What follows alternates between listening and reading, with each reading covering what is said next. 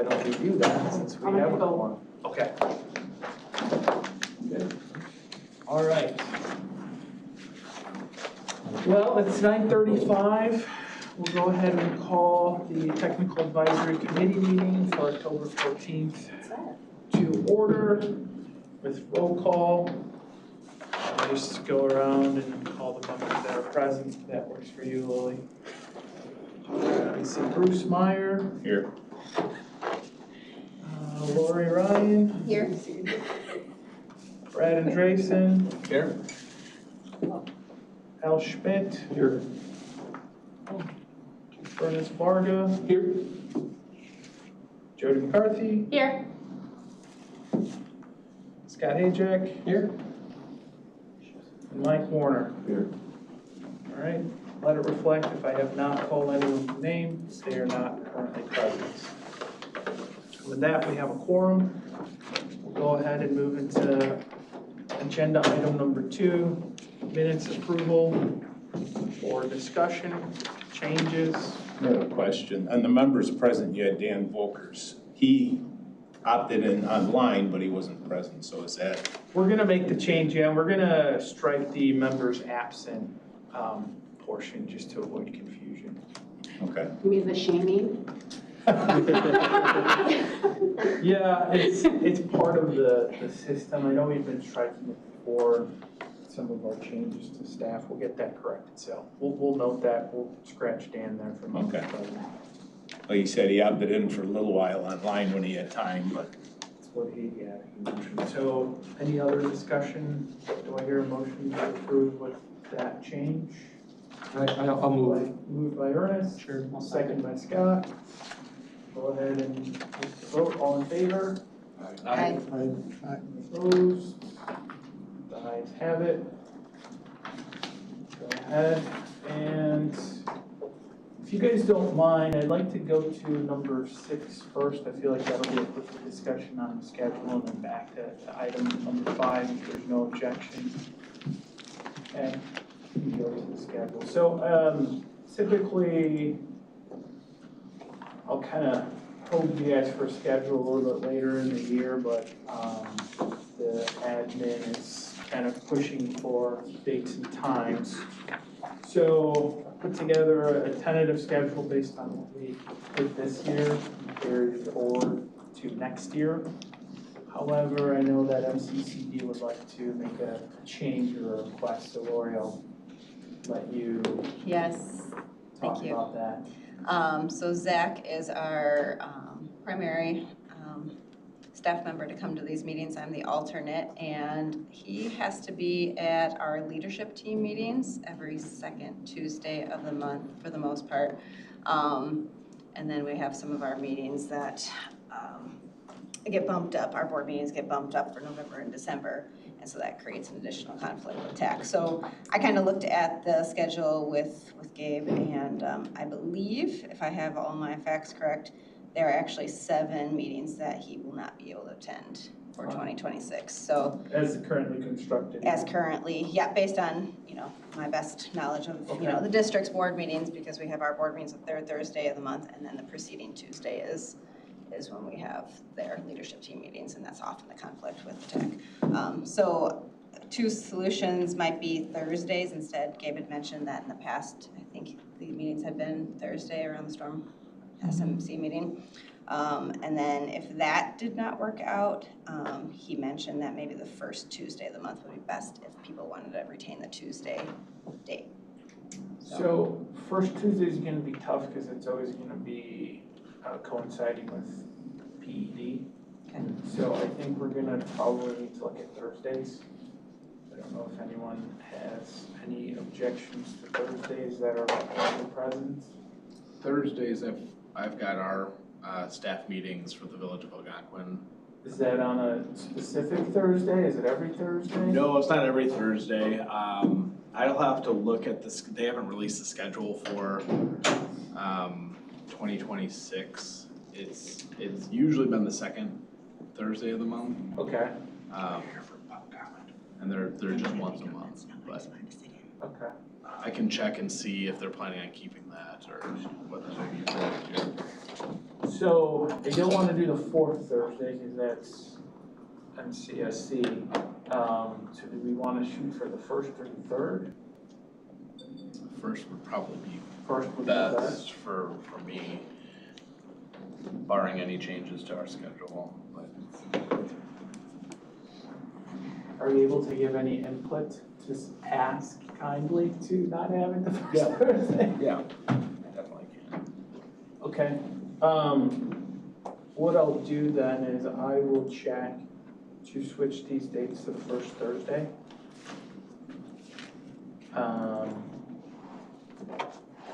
And get back to you guys next meeting, I think that would be best. And then you guys can vote to approve that, and maybe Brad, you can. I can check in the interim. Yep. That works. Still at the 9:30 to 11-ish or 11:30 time. Oh, yeah, if you guys wanna change it, do you want it earlier? It's really on you guys as members. So if you have preferences, this would be a good time to get that. Otherwise, yeah, we can keep the 9:30. Yeah, 9:30 works well for me. Bruce wants 8. So if we do if we're tentatively looking at first Thursday, so if one wants to at least put placeholders in calendar, that's what you're looking at. That's what I would be looking at, yeah. And I'll have to revise this, send it to admin just to check these room availabilities. So that's the big thing. So they like to get going on those. Although the one off of the break room also works well. Yeah. That one works just as well. So they'll have to confirm for me.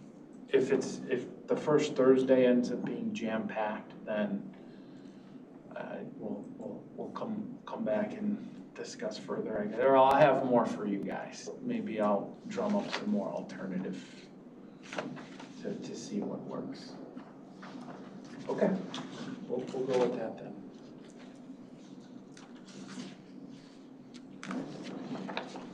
So with that, I didn't check any public comment. I don't know if we have No any. comment. We just have one, okay. Person, any members' comments? Okay, so with that, we'll go ahead and jump into number 5. The star of the show today, release rates. So in your agenda packets, we put together some language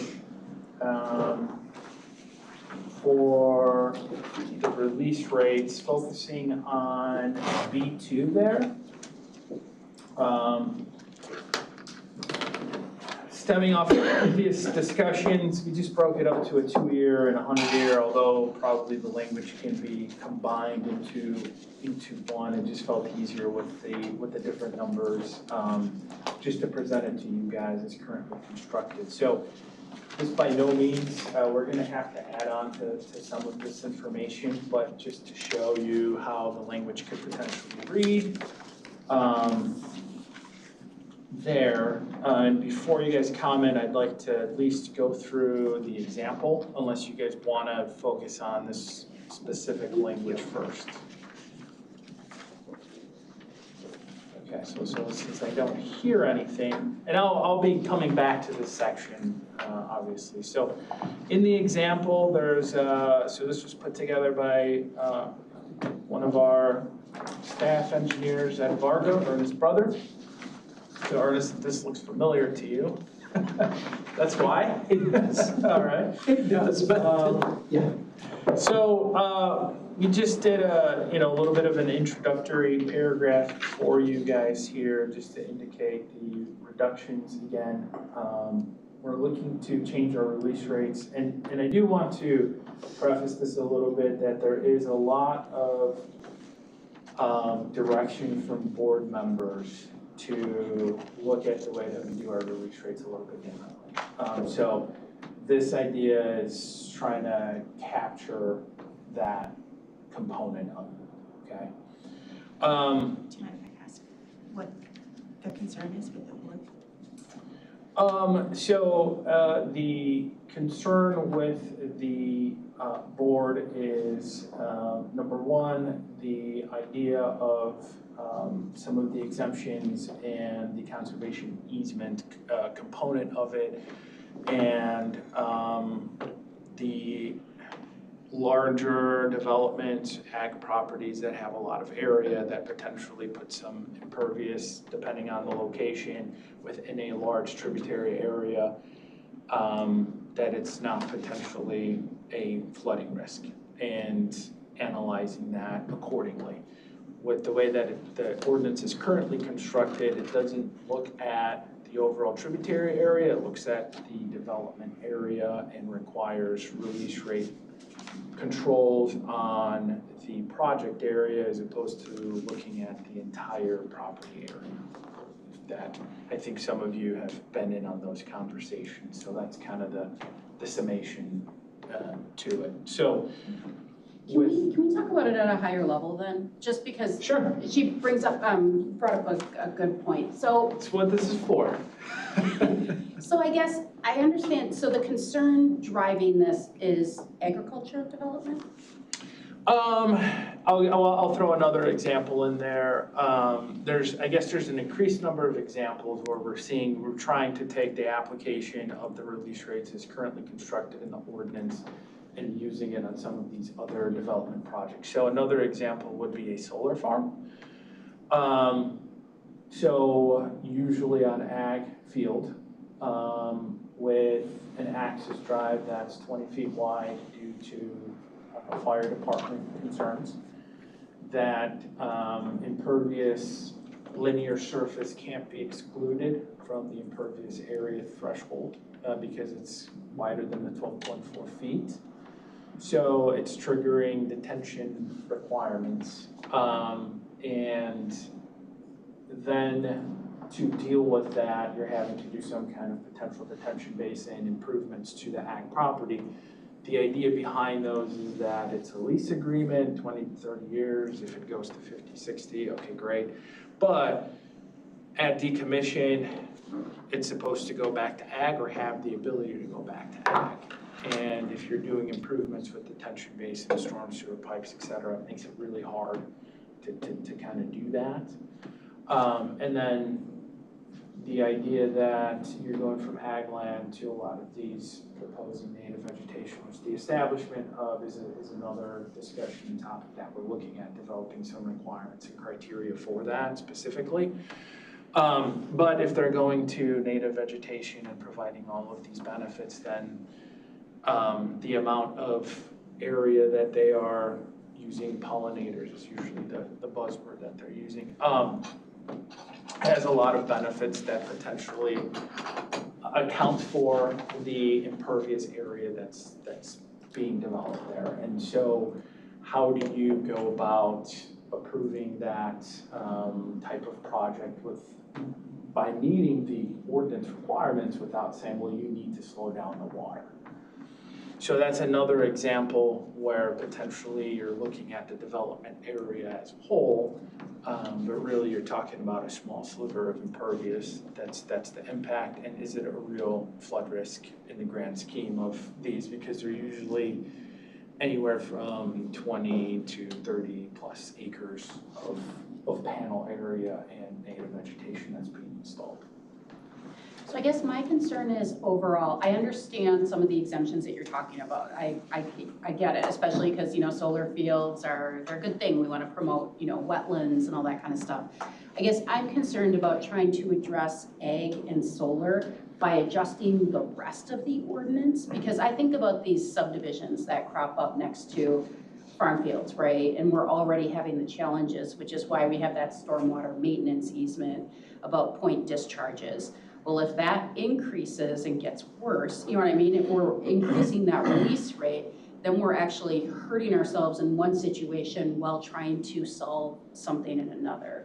So I guess I'm just a little concerned about blanket changing it for everything. Like if we want to carve out exceptions, I think I could be on board with that. I'm just a little concerned about changing it for all of them, because I think we already have challenges with what we have now, even with our current standards and adjacent properties. But I mean, I'm just throwing that out. Well, I'll throw another example to that. So the part of the issue the rewrite, I think, was 2020 for the downstream adequate capacity language that we're all familiar with, where you take that point discharge, see if it's feasible to go through the neighboring properties up to a creek, a channel, something designated to receive that water.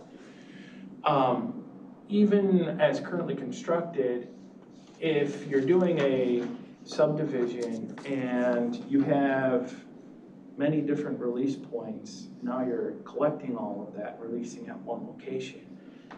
The ordinance allows you to then say, okay, well, I've got a 50-acre subdivision. When I do my release rate, it's 10 CFS, so I'm gonna release 10 CFS at this point. And it doesn't really account for the amount of impervious or the fact that you're changing now where discharge used to go to a new location, which is why it drove the need to say, okay, that's a problem, we need to find a fix for it. So, yeah, and which, by the way, I don't think is, it's kind of a Band-Aid, if you ask me, because in talking to like King County, who implemented this as well, they have admitted that push comes to shove, they really want to try to avoid those situations if possible because of the difficulties that it still creates. Avoid what situations? Where potentially you have a large acreage and you're collecting all of the water down to one point where maybe it was discharging to other locations. Gotcha. Now it's going to go through multiple properties. Do you have a design that's feasible to take the discharge from point A to point B for where it needs to go through those properties? Can you get those owners to agree on those?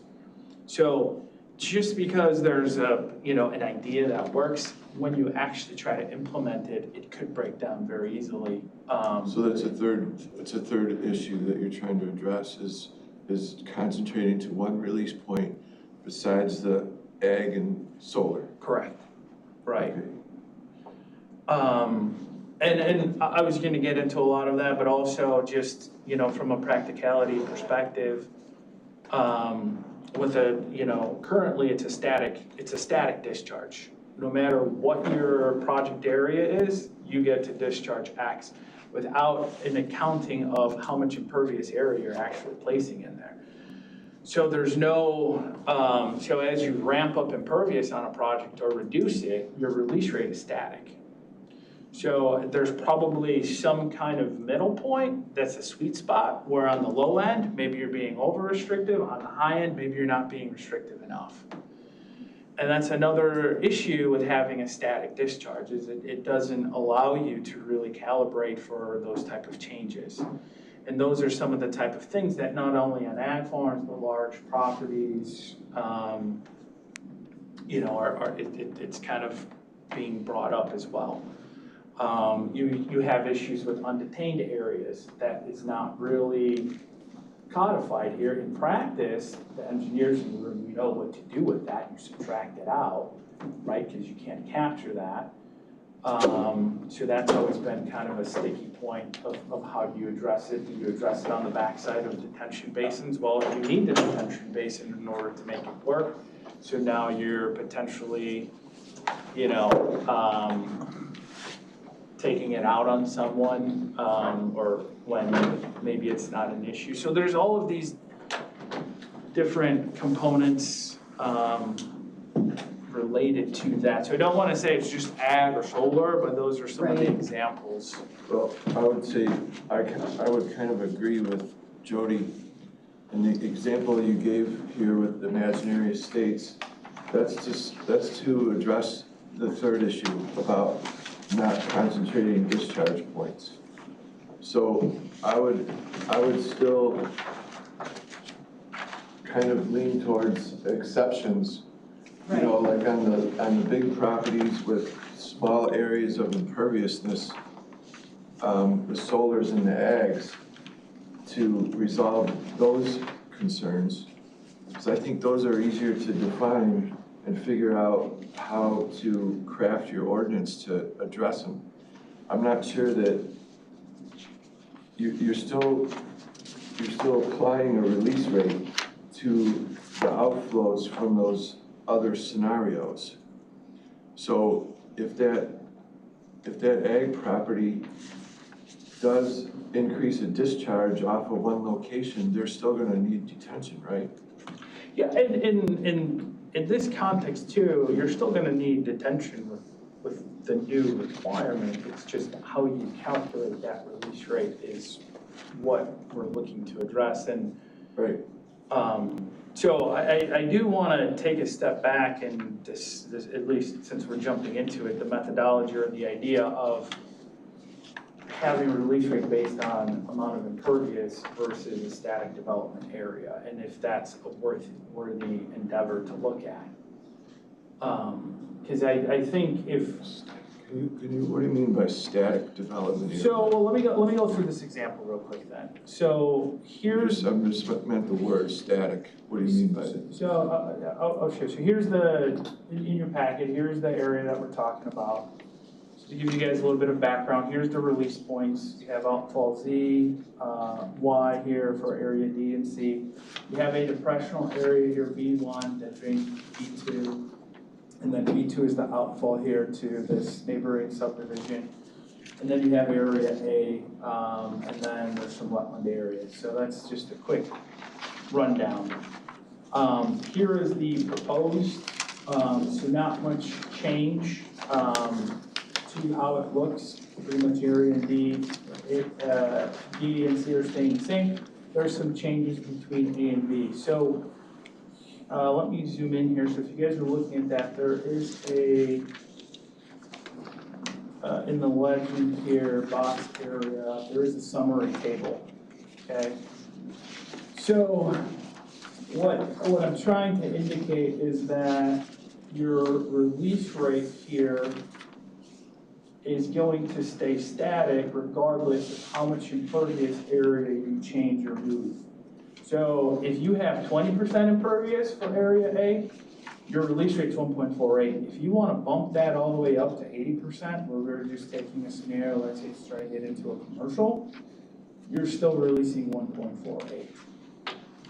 That's what I mean by static. Static release rate between existing outflow and proposed conditions. Correct. Okay. No matter what's happening, you're always going to be required to release at these Gotcha. values here. Okay. So what I'm saying in the process is, should we not look at what the existing conditions look like and also how much impervious is being proposed as a better way to analyze it? Because then when you have increases in impervious, then that reduction is going to get measured accordingly. If you propose a more green infrastructure friendly site, then you're getting that benefit, you're getting that credit, and your release rate is going to be reflected accordingly. Otherwise, you're just looking at, this is your release rate like in current conditions. And these release rate numbers, again, are based off of what the reduction would be for the impervious, which we can always toggle. That was something I presented, that with a 0.85 reduction, you're looking to achieve roughly a curve number around 40. That's what it would equate to in terms of the amount of inches on a per acre basis.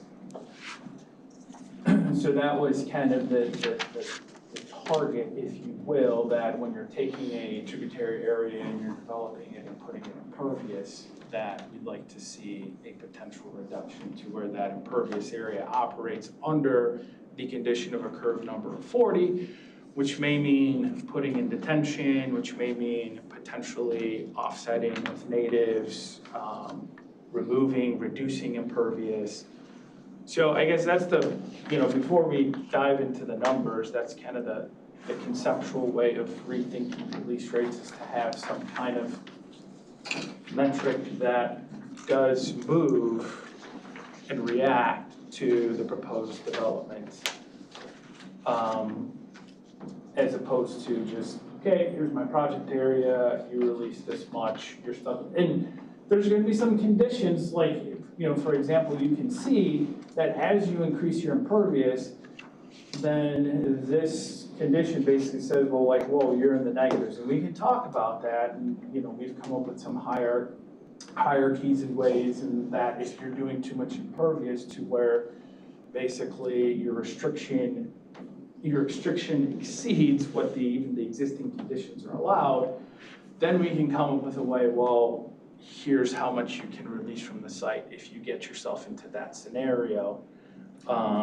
But that's the concept, I guess, that before we do anything, if we don't want to move in that direction, then getting into the details and the numbers and all of this doesn't make too much sense.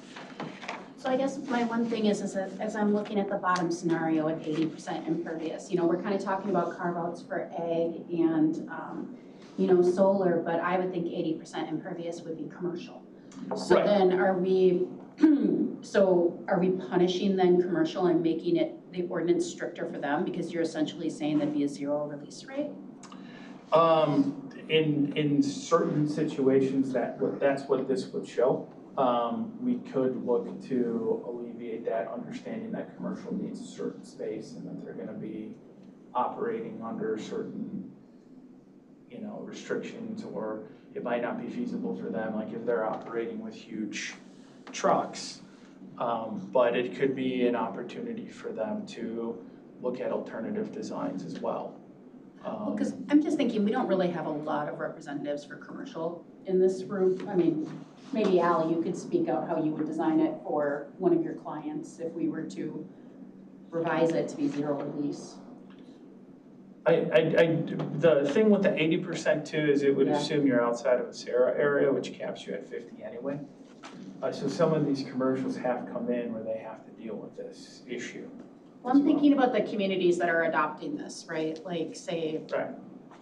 I don't know, Algonquin, McHenry. I mean, I just think they would come up with pitchforks if they truly realized what this ordinance was doing, just to give them fair representation. I don't want to speak for Algonquin, but I feel like with the green infrastructure plan that they have in place, you guys are probably pushing some of this Yeah, to some extent. there's, even within Algonquin, there's, the constant battle between, my role at Public Works for supporting these types of projects and then community development. Sure. So I'm sure if it was somebody from our community development team sitting here, they would be much more, to Jody's point, of like, hey, this is really gonna limit the types of projects that we can allow into town. So, even within the organization, there's that kind of give and take and having more restrictions for some of those people that are in the planning division. Okay. It would be a concern for them, I would suspect. No, and again, these are just the numbers to show you guys. So I don't specifically think that if you do too much impervious in your commercial site, you're automatically have to go to zero release. Right, there are certain situations, certainly in a site where you're not commercial, like for a tributary area, B1 and B2, because of the depressional, it's really indicating that, hey, we don't really want you capturing everything and out releasing it at this point. So this right here in the current conditions has 1.29 you can release, where the depressional accounts for a lot of this information here. Which I think is important to know, that if that's how it's behaving, then we might want to try to maintain that as much as possible. And then potentially have a hierarchy. Well, okay, if you're in that situation, here's some methods that you can explore to have a suitable design. I guess overall, my general concern is if we go with this methodology, now by not creating specific carve-outs for solar and ag, now we're having to do specific carve-outs for commercial. It seems like we're gonna have to provide exemptions either way we would go. Not exemptions, but I mean, different processes. I just don't wanna overcomplicate it because I have a hard enough time now reviewing submittals. No, I get that. I mean, trying to get everybody in compliance and fully understanding it, I guess. I don't know, I would like other people's input too. I don't want to dominate the conversation. Although I did get a stormwater melee mug from my neighbor here, so I'm ready. Okay. No, certainly that's the point of the discussion. if we feel that, and to your point, Jody, it would be an overall exemption. I think that's the one thing I'm trying to get away from, is I don't want to isolate any one development. I want to make it suitable for anyone that's looking to develop in a certain way. Certainly, if you're a solar farm and you're doing the pollinators, you're gonna get credit for that. But what if you are at a larger commercial area and you're trying to do a regional commercial area and you want it to be more green infrastructure? Should you not have the opportunity to take, those same advantages as a solar farm when it's the same concept? It's impervious area, or it's not, you're, updating, making improvements based on green infrastructure, or you're not, whether it's solar, commercial, or residential, it's still the same philosophy. So that's the only thing I do want to throw out, is I'm not necessarily trying to carve out specifically for one component or the other. I am trying to make it equal across the board so that everybody's on the same playing field. And at the end of the day, this seemed to make sense because impervious area is impervious area, whether you're a residential, commercial, whatever type of development. Certainly, like public roadway, like that's a little bit different. You have certain restrictions, and so yes, there are some examples where we'll need to maybe throw a little bit more leniency if they fall into a certain category. I guess I'm still not seeing how solar doesn't need detention. So under this scenario, I would have thought that an example of solar where you apply the new standards that shows it doesn't meet detention, would be helpful, because I'm not seeing how it doesn't need it. So so even if I take these numbers, for example, what would happen is for solar, these curve numbers here, and the existing and the proposed, if you're looking at ag fields, and that's where the curve number tree would have to get addressed. If you're going from a curve number of row crop, you're usually around the 70s. Okay, so right? then with the natives With the natives, you're lowering the curve number, so you're gonna get reductions from the existing peak flow to the proposed peak flow. Right, okay. And if you get enough of a reduction, you're saying, hey, you need a reduction of 2 CFS, you have enough pollinators to get you a reduction of 6 CFS. Do it through the change in land cover. Correct, and that's something that we have prepared in this example, showing you guys, like, if you try to do pollinators everywhere, can you actually avoid detention? The results were no. You're still gonna need some detention, but it eliminates how much you would need because of the benefits that you're getting with the native and the green infrastructure. And I think that's the big thing that maybe there's some hesitancy, is there's no real, like, hey, here's how much credit you're gonna get for green infrastructure or native vegetation area. And I understand that establishing it, maintaining it long-term, those are all concerns, which we can move forward and address accordingly, and we've got some ideas and we're prepared to do a lot of that. But getting over this first concept of changing it and looking at how, quantifying release rate based on impervious areas, curve numbers, existing peak flows. And this would also apply if you have offsite that was going to one location and now you're rerouting that offsite to a new location. We'd have to think about, that was one of the concerns from the board members, is accounting for that as well. So you're not just rerouting onsite tributary area, or rerouting offsite tributary area that was going over here, that's now going up here. That's why they wrote the downstream capacity component. And I'll tell you, it's really hard to implement that. So in the ag example, if they're getting the reduction, they're meeting the existing criteria by changing the values in the hydrograph method. So with the ag, if they put in some impervious and their runoff is increasing, they're going to need to convert part of their ag fields to natives in order to capture that, or parts of their property that go off that point, they're gonna have to do a conversion from crops to a different land cover. Or you can tweak the time of concentration or something like this. Well, there are a lot of different BMPs, so you can do a buffer strip, grassed waterway. There are a variety of other BMPs that can come into play that would involve native vegetation, but it's not necessarily just a conversion of crop to native. It'd be, where are you putting it and what is the methodology that you're using?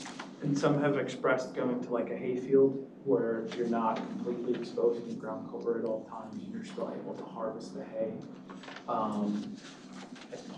as another part. Because either way, Mike, like if you have to do detention, you're taking that out of crop production regardless. I just don't know how you would ever regulate what crops somebody would plant. Or we even had a hard time with like agricultural buffers, like along creeks and stuff on RCS, or up in Wisconsin it was more.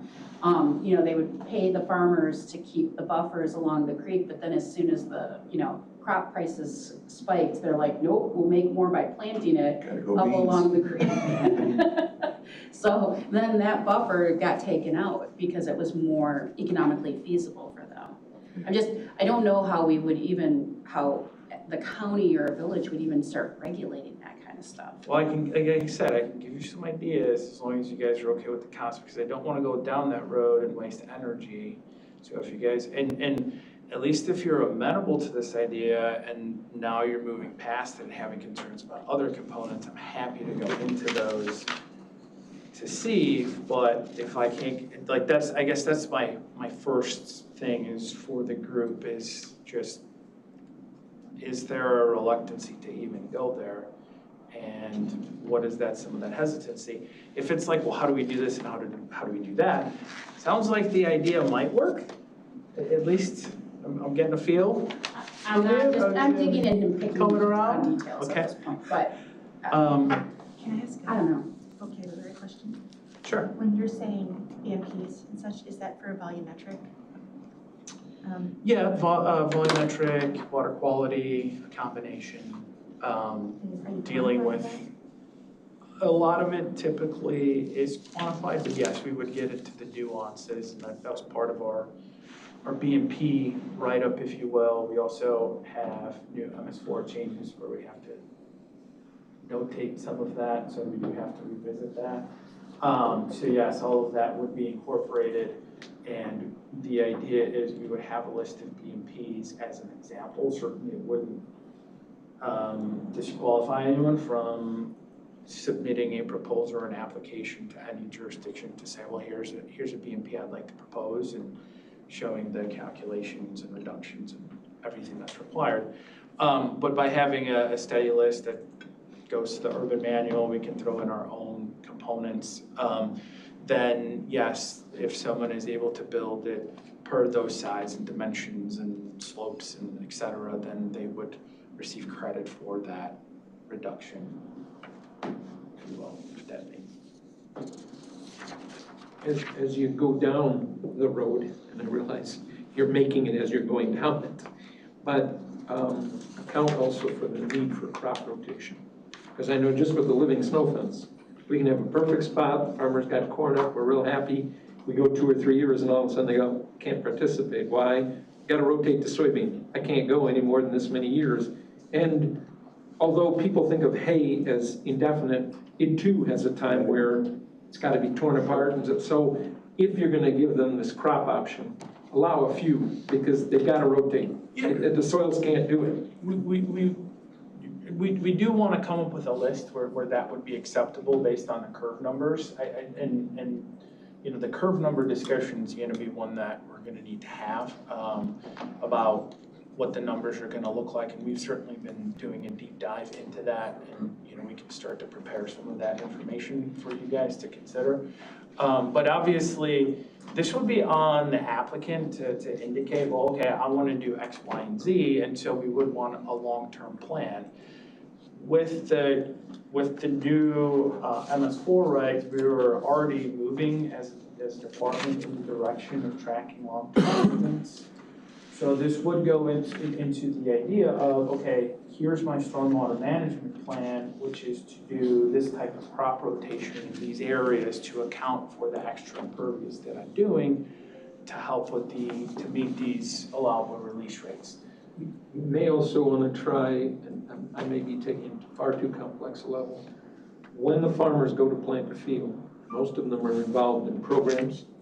They also have to go to the FSA office, which is right next door to where Spring is. That's why there's the two offices. And they have to say, I am going to plant this year, or I want to change and plant this year. So maybe if there'd be a way to say, okay, it's already being documented by somebody. Sure. You don't have to document it, because I don't want to make you guys going out and checking farm fields. Oh, corn, oh, soybean, oh, sorghum. The crop situation is, in all honesty, I don't know that that's going to be the main thing that's focused on. So, I don't want to get too hung up on that. That really has not been a big part of this discussion. But, the NRCS has a whole litany of BMPs in those circumstances. Part of and correct me if I'm wrong, but part of the motivation of this is to provide greater flexibility. Instead of just a detention basin and that's it, you can do a treatment train approach. You can do something that may have better benefits from a water quantity and a water quality standpoint than a detention basin. And the biggest concern is tracking this. That is the biggest challenge, and that is something, if this is something that is of interest, we can pursue that. What Stoyan was starting to talk about is, as part of the MS4 program, we are moving into Cartograph, or SmartGov, I think is, or what is it? No, it's Cartograph. Okay. CityWorks, it's an alternative. Some of the municipalities use that program for asset tracking. Asset management. Mm-hmm. But so that would be one of the tools that we'd be employing to do that tracking. So that is a major concern, but we definitely have gotten input from the county board members and others that, greater flexibility is desirable if it can be done. And so this is one tool or one approach to providing that flexibility while pursuing greater benefits from water quality, water and flood reduction. Infiltration too. Infiltration, permeable pavers Exactly. in the current system, they're part of your development, right? So it's part of your release rate. In this case, if you have permeable pavers and you're doing infiltration, that impervious area reduction that you're going to get tagged with under this, you're not going to get tagged with anymore. So it gets accounted for naturally from that perspective.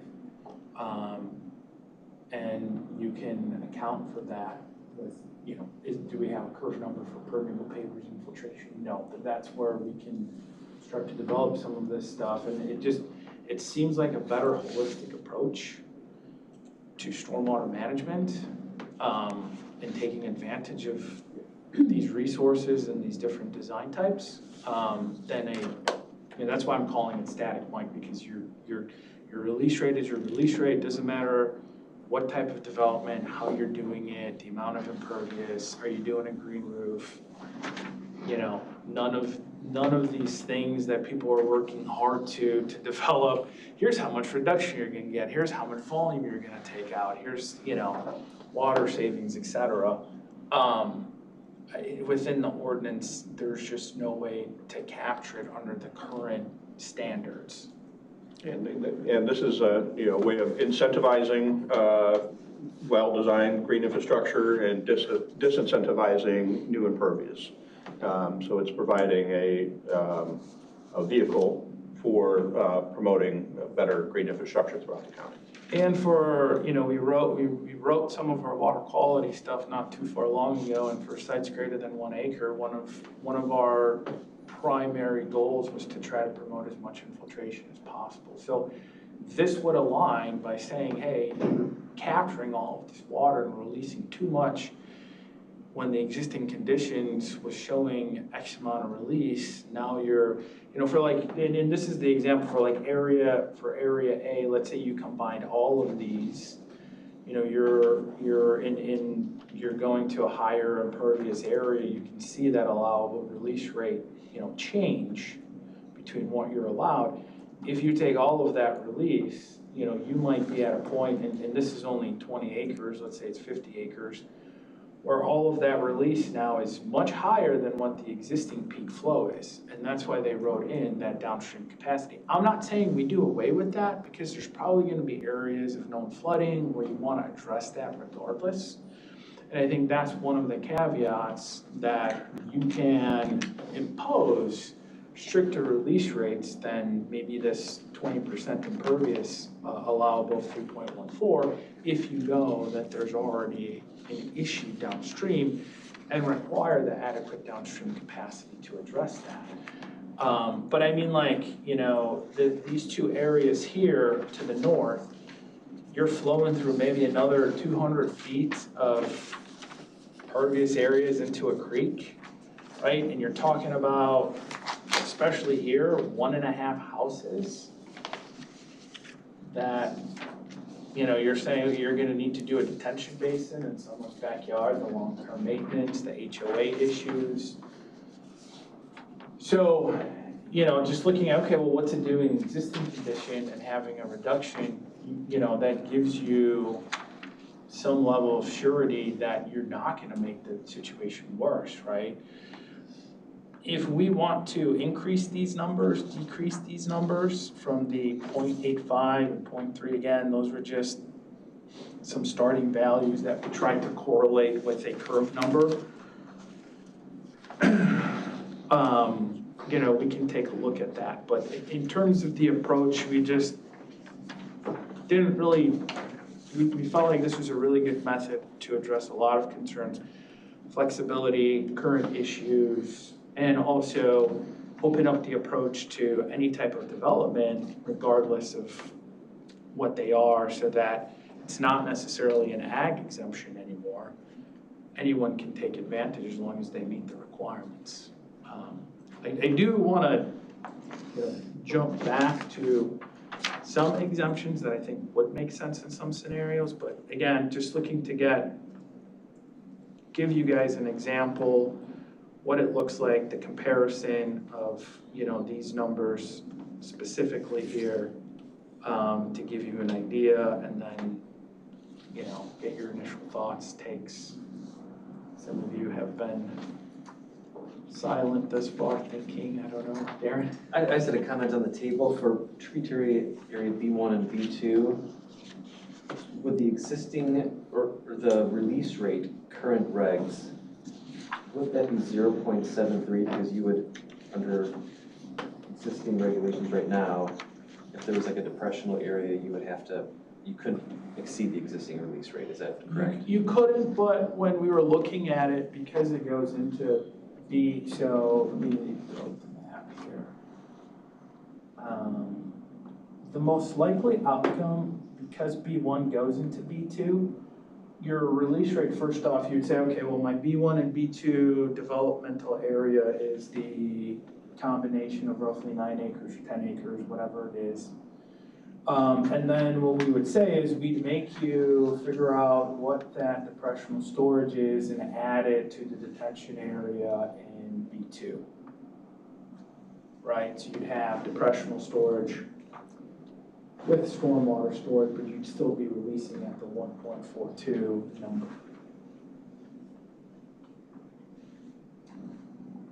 Or 1.29. That's how we probably looked at how, and you guys correct me if I'm wrong, but I feel like that's probably how you would approach the design, is calculate the existing depressional and add it with the detention, having, you know, your outlet above that, and redevelop B2, right? Because you're still providing the depressional storage, you're just no longer providing in B2, you're providing in B1 in addition to the detention basin to make that area be developable or add houses in that area. Yeah, I think we would typically either make them calculate the existing release rate, or if they did just add the depressional into the detention basin, we'd have them throttle down the restrictor so that they accessed the detention. So either way.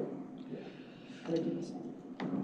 So it might, just a point of clarification there. Yeah, we just kept it as a straight here's your area, so it's the 8.6 times the 0.15 gets you to 1.29. If you wanna slash that, point is, here you're getting a negative, here you're still gonna have some kind of positive release rate coming out of the current regs. Whereas in this condition, it's saying, hey, there's this area, there's something going on, where you're gonna have to figure out a reduction, and that's the depressional area that's telling that story. And so how would they accomplish a negative release rate? Well, they would, and I think that's where we were thinking there'd be a hierarchy where you're looking at infiltration.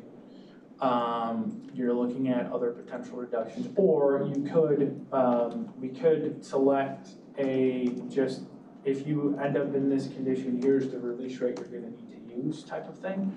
Or that's where they could say, okay, well, what if I build downstream infrastructure to get my water from point A to point B safely, which would also be acceptable, which the ordinance currently requires you to do. So it's kind of hitting on those points where this is over 1 acre development, under the water quality, we wanted to promote infiltration, so that would kind of be the first point of hierarchy, which coincides with the Crystal Lake watershed ordinance. A lot of places, we want to recharge our aquifers, their drinking water is dependent on that, so it just hits a lot of components. If you can't do that, it's not feasible, then you're either providing some kind of infrastructure from point A to point B, or a combination of that infrastructure plus some type of throttling down or reduced restrictor size like you mentioned.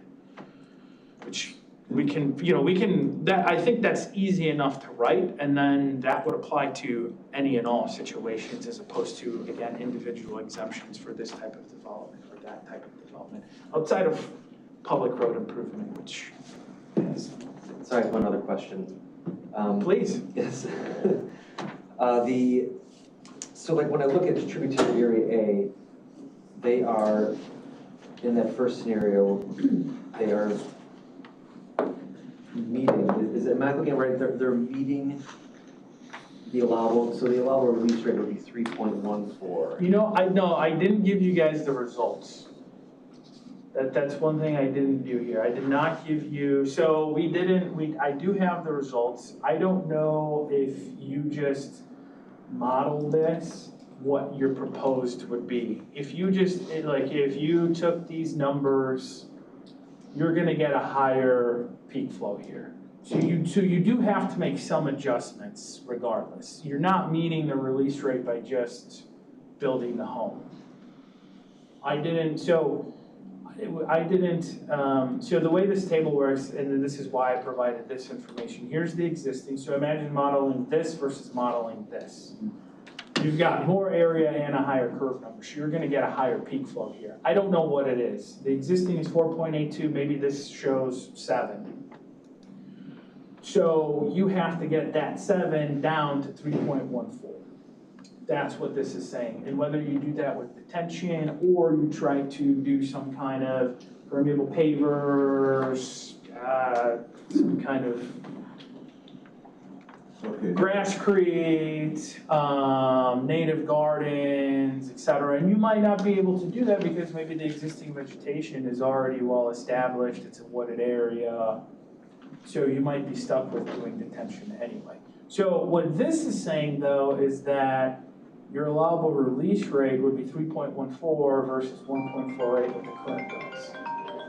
So it's saying you can release a little bit more under this scenario due to the fact that you're only at 20% impervious versus this 1.48, which goes back to the idea of this is why it's static. Once you go to 50, you can see it goes from 3.14 to 0.63 because of that impervious component. It's really now saying, okay, you got a lot more impervious, we need you to slow that down a lot further in order to meet the requirements, whereas under this condition, you'd be releasing at 1.48. And then if you went, so if I go further down that table then, as I get into more impervious. Right, it's gonna only get more negative. You go to 100%, obviously, that's gonna get more negative. So obviously, once you get to 0, or I mean, even if you get to like some small number like 0.1, your outlet is gonna be so small, right? So I think at that point, once your restrictor gets maybe below a certain size, that's where maybe we say, okay, this is gonna be the minimum, just release at that release rate, and that's the amount of reduction you can achieve, because you can't get infiltration, and there's other site restrictions that don't enable you for appropriate infrastructure or reduction techniques. And, you know, and it's almost like the argument where like IDOT, you don't go below a 4-inch restrictor, you know, type of thing. This could be something similar. It seems like that would, like, I almost feel like you would need to have somebody go below the current regulations and like because once you get to 50 and 80%, that's really getting into like the multifamily, the commercial, and it seems like it was just really making it difficult for them and difficult for planning. Like if I'm somebody even looking at like a 50-acre plot of land, in order to even determine if I could even release and don't have to have like the zero release detention basin that's gonna be huge and maybe make it uneconomical, I have to go through a bunch of analysis. It seems like we'd want like a cap on what's the maximum amount of detention, and that would default to the current ordinance. That's what I was gonna say, is once you get to that point, can you just then say, if you're past this point, use the current release rate? Yeah, we can have, so that benefits people that are doing it, and that benefits people on the top of the table who want to like put in, you know, green infrastructure and get their impervious area down, but it doesn't, you know, I'm thinking like for Crystal Lake and Cary and some of these ones that want in some of the more dense development, this would really penalize them. well, I mean, for Crystal Lake, if you're in a Crystal Lake watershed, you still have to capture 95% and try to move it through infiltration, right? So that's such a small part of what's developing in Crystal Lake. I know, but I mean, in general, this would be for your 1-acre developments where our water quality section is trying to promote that anyway. Opportunity, this kind of mimics that, but yes, the reason why I left it negative is just to show what the numbers would look like. And I would agree that once you get to a certain level, that there should be a cap. And then you're able to release, you know, whatever it is. Maybe it's the current standard, maybe it's something else as part of that. Because I understand that, yeah, and especially if you have a development where you do want to capture all these different tributary areas and send them to one location. Then we should say, okay, you can do that, but your release rate is gonna be, you know, greatly reduced. So keep that in mind. You're maybe gonna have to do a larger detention basin. You know, that's the route that developer wants to proceed. Or it's looking at potentially trying to use infiltration and other components to achieve that. But yes, you're right. Looking at these numbers, we don't, obviously negative doesn't make sense, and there's probably a certain allowable release component. But I mean, I do have to say that even under current conditions, you know, I've dealt with sites where your release rate is extremely small and it's like a 1.5-inch hole, and you're up against IDOT, and IDOT's saying, well, we just want 4-inch, and now you're trying to make that, you know, meet. So that is still popping up, if you will, where you have small release rates. But are you guys using like structure modifiers like hydro brake? IDOT has allowed us to use hydro brake discharging to their right of way.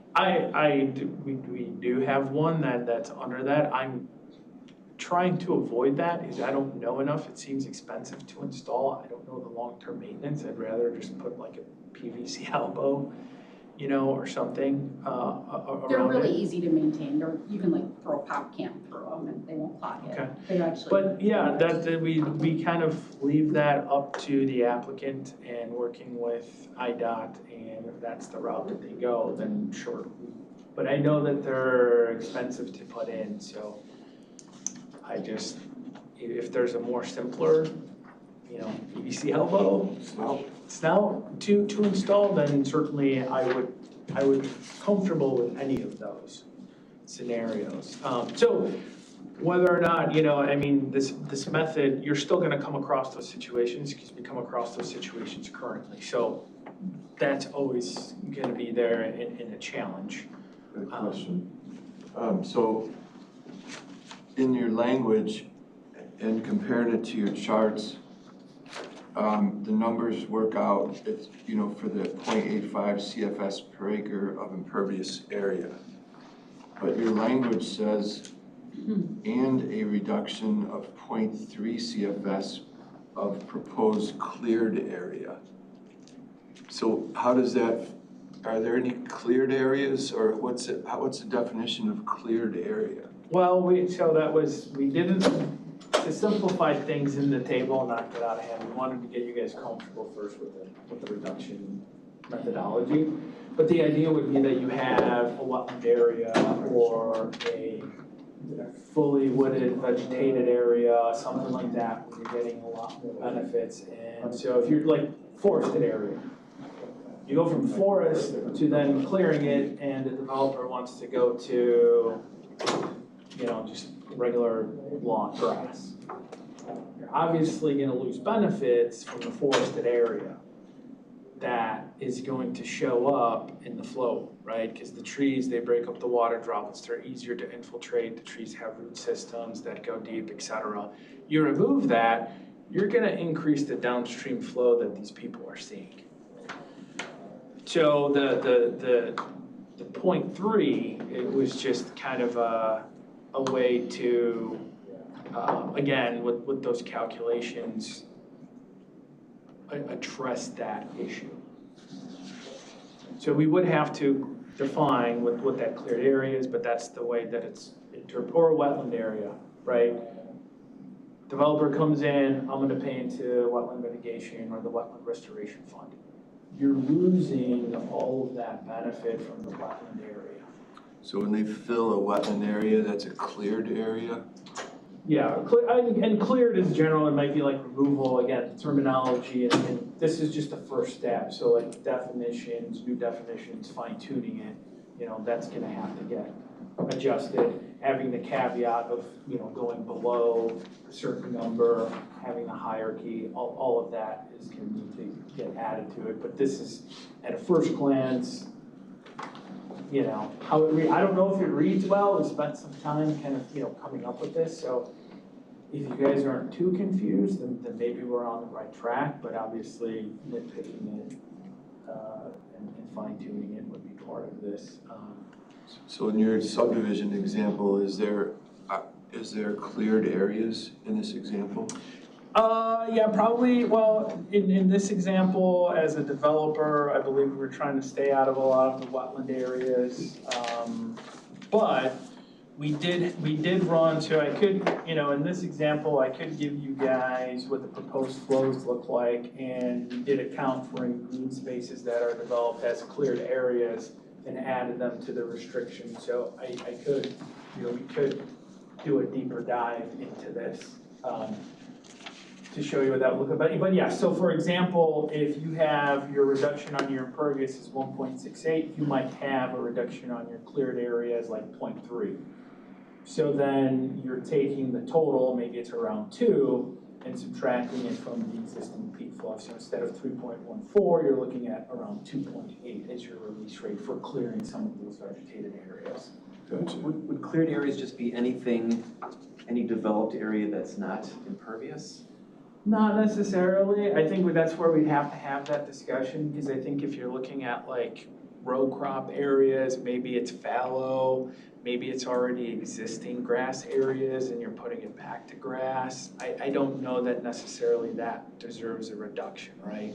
It's only like forested areas, wetland areas that you're changing, doing a complete change. It's no longer forested, now you're just doing So like grass lawn area. what other ordinances would call like hydrologically disturbed areas? Correct. Yeah, and that's a term we can look to fine tune and use as part of this and what that means and the types. Any comments from the ag side? You keep talking about row crops, but you're looking at a subdivision. I don't think too many people are gonna be cropping in there. No, I just meant as like another example. If you're going from, like in this case, if this was existing row, this isn't, but if you were going from existing row crop to a grass area, should there be a reduction in that type of change as opposed to forested area, clearing it, going to turf grass. Mhm. That's what I meant. But I mean, in terms of the general idea for ag having more ability, I don't know if there's any comments there. I haven't really seen any yet. Okay. Johnny, I'm a little confused on, I'm trying to even formulate how to put it.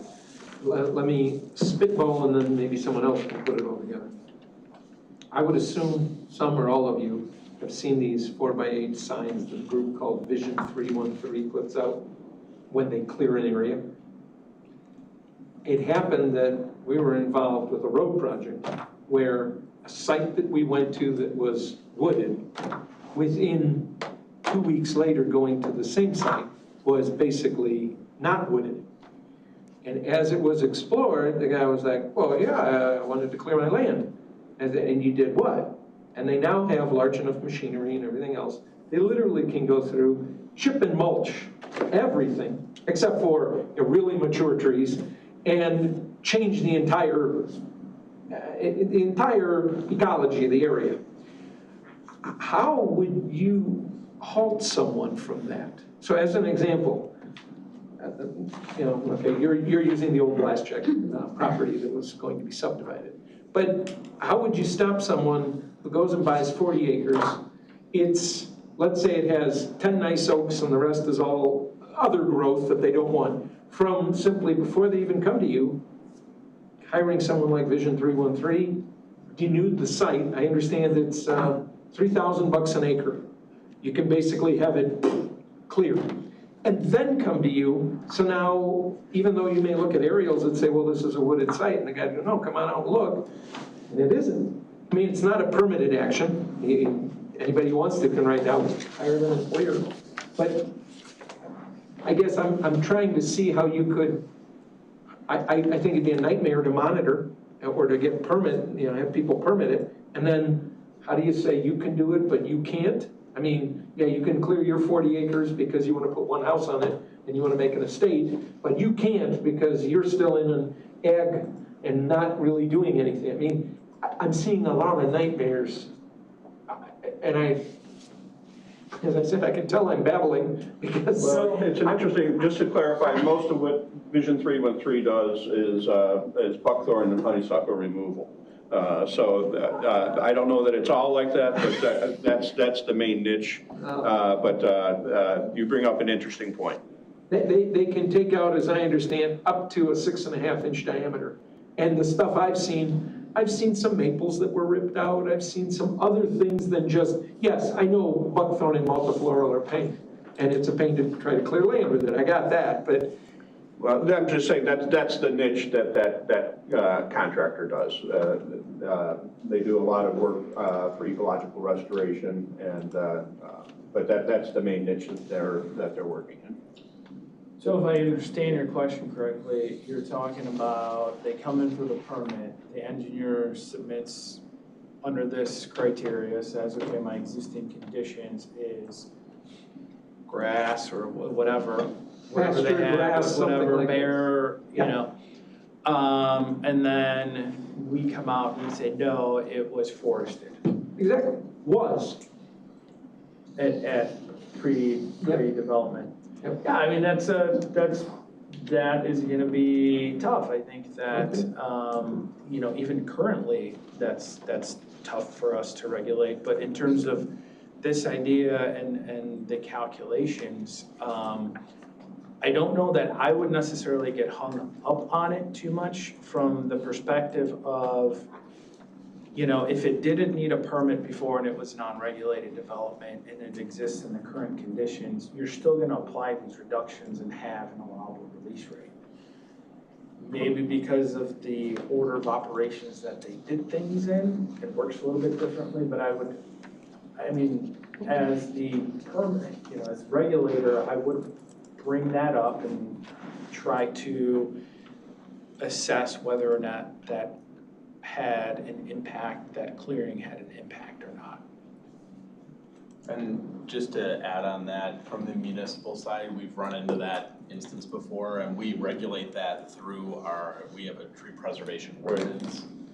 Right. And that requires permitting, so that's something that I don't think is applicable countywide, but within the municipal side of things, most municipalities have some form of tree preservation ordinance, and that's how they regulate, because we've had instances where people do just that, and they're like, hey, I just wanna prep the site and just go in and denude it. Yeah, I've seen that, yeah. And we've actually gone through and had success, preventing further people from doing that and having them replant, but that's through a different regulatory process with the tree preservation ordinance. Okay.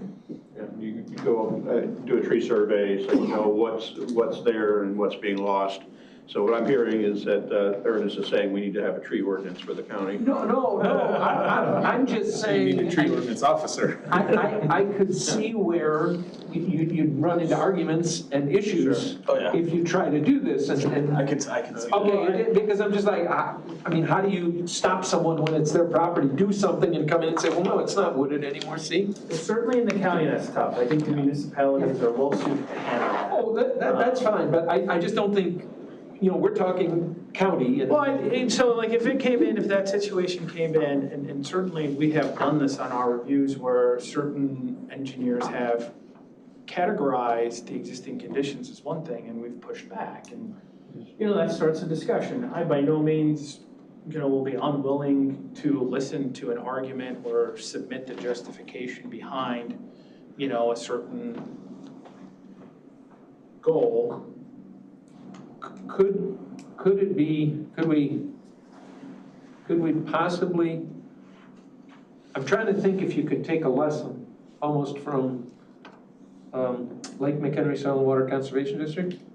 They have a ruling, correct me if I'm wrong, if a property shows as wetland, like within a farm field, but it has not been that way for 5 years, the farmer is still allowed to farm it. It's called farm wetland. But if it goes 5 years stagnant, then no. I think that's how the ruling works. I've never heard of 5 years. Oh, I have from spring. But my question is there a way to say, not only look at this second in time and space, but look back a period of time, so?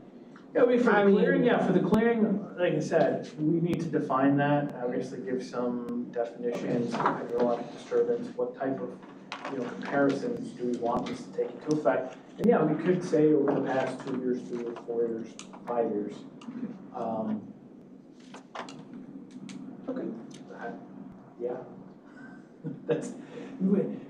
I think, a lot of the concerns you guys have brought up, I don't want to speak for anyone, but it seems like it's just, we're getting into some of the details and we need to flush it out for the system to work properly, but I'm not hearing any angst behind this idea. It's just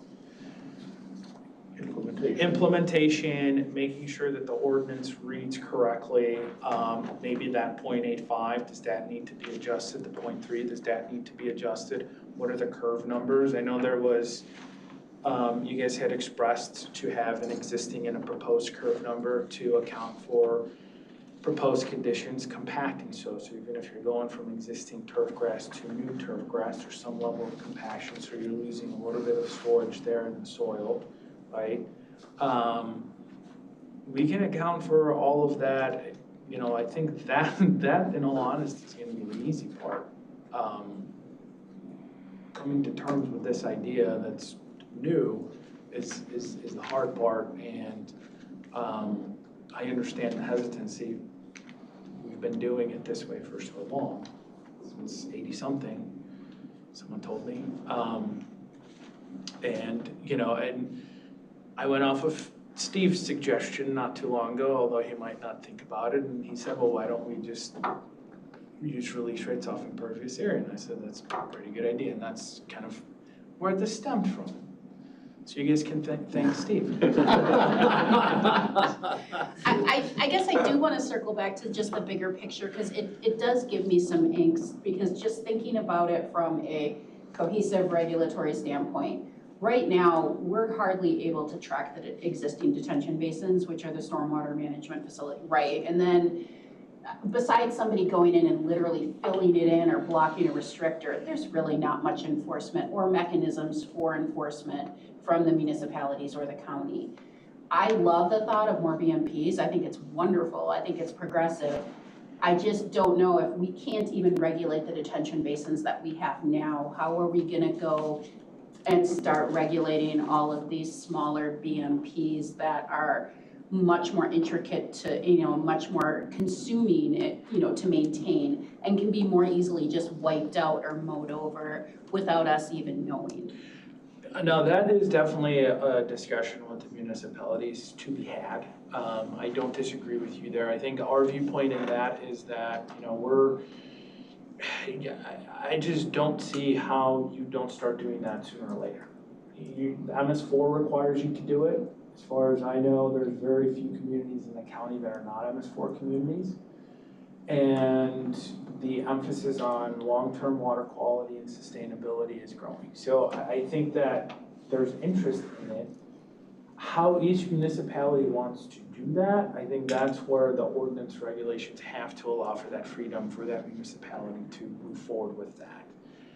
I think we can provide some of the tools and the templates if they want to come on board. But I don't know, that's just and some of the municipal partners here can speak to that. And I've kind of tried to, in the MCSC meetings, I've tried to ask, some of the villages and things like that. And it sounds like they're already doing a lot of that and dealing with HOAs and having a really hard time, handling that. So coming up with solutions for them as part of this is something that I'd like to try to explore. But the only thing I can do is for us, what we're looking to do is use an asset management program. And I don't know, as far as I understand, a lot of municipalities already have them and use them. And what we're looking to do is establish long-term maintenance, that if someone wants to do this BMP or that BMP, that this group here have a checklist that's easy enough to follow that then gets submitted. And we can say after a year or 2 years, maybe you check on it every 3 to 5. There's a reduction there, something along those lines. Question? Yeah. So, sorry to interrupt. No, it's okay. So you got let's go back to the farm example where they put in the impervious area, the middle of the site. Then they have the native grass waterway coming off, and that's their BMP to meet their reduction requirements. So is that native grass BMP, you're developing a maintenance plan for that? Do you also require that to be in a deed restricted area? I think that would make sense. I think it would make sense, and it would just be more so to go on a site plan. That's up for discussion, I guess. Okay. I've seen, here's my hesitancy. My previous zoning director has told me you can pretty much record anything on a napkin in Illinois. So by having a deed restriction, it doesn't necessarily guarantee that it's gonna get pulled. I think it's more critical for the county or the municipality to have it as an identified stormwater maintenance area. Well, that was my next question was, so that's privately owned, right, let's say? Yeah. So that doesn't fall under your MS4 requirements, then only the publicly owned stuff is required to be like inspected and reported on, correct? The private stuff, you don't have to. Yes, I believe that is the. Yeah, but it'd be the stormwater permit that's the regulatory tool, not the MS4 component. Right, post-construction component of the MS4. The biggest thing is that there's continuity between. Because they want to know how many 1 acre permits you've got and how much reduction potentially you're going to get within, whatever So they do want an accounting of more information, of what's happening. Of what you permitted and. Permitted and, yeah. What reduction that you Right, got. so it's not necessarily county owned, but we permitted something in the county. And it's then going into your asset management system though, right? So you can track it and. I can track it, I can. Who's inspecting it every couple of years? Well, that's part of the discussion. What we felt the best would be is like for the system that we want to implement, it would be on the owner to say, okay, I'm developing this property and I'm doing this B&P. And I agree to do these maintenance items, you know, whatever it calls for, annually, biannually, et cetera. And with that, our question has always been, okay, how do we show that? Is it a picture? Probably need a photo showing that, you know, it's still there on a yearly basis.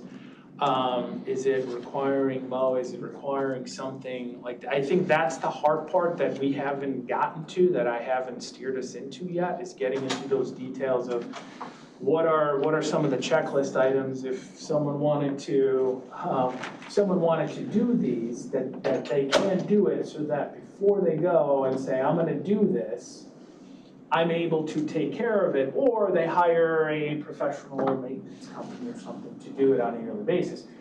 They would submit that information to us, we'd be able to see it, take a look at it, and then we'd ascertain, yep, this looks good, they meet everything, or maybe we do need to go out there and take a closer look at it because maybe something doesn't quite add up. Maybe the picture's the same as last year.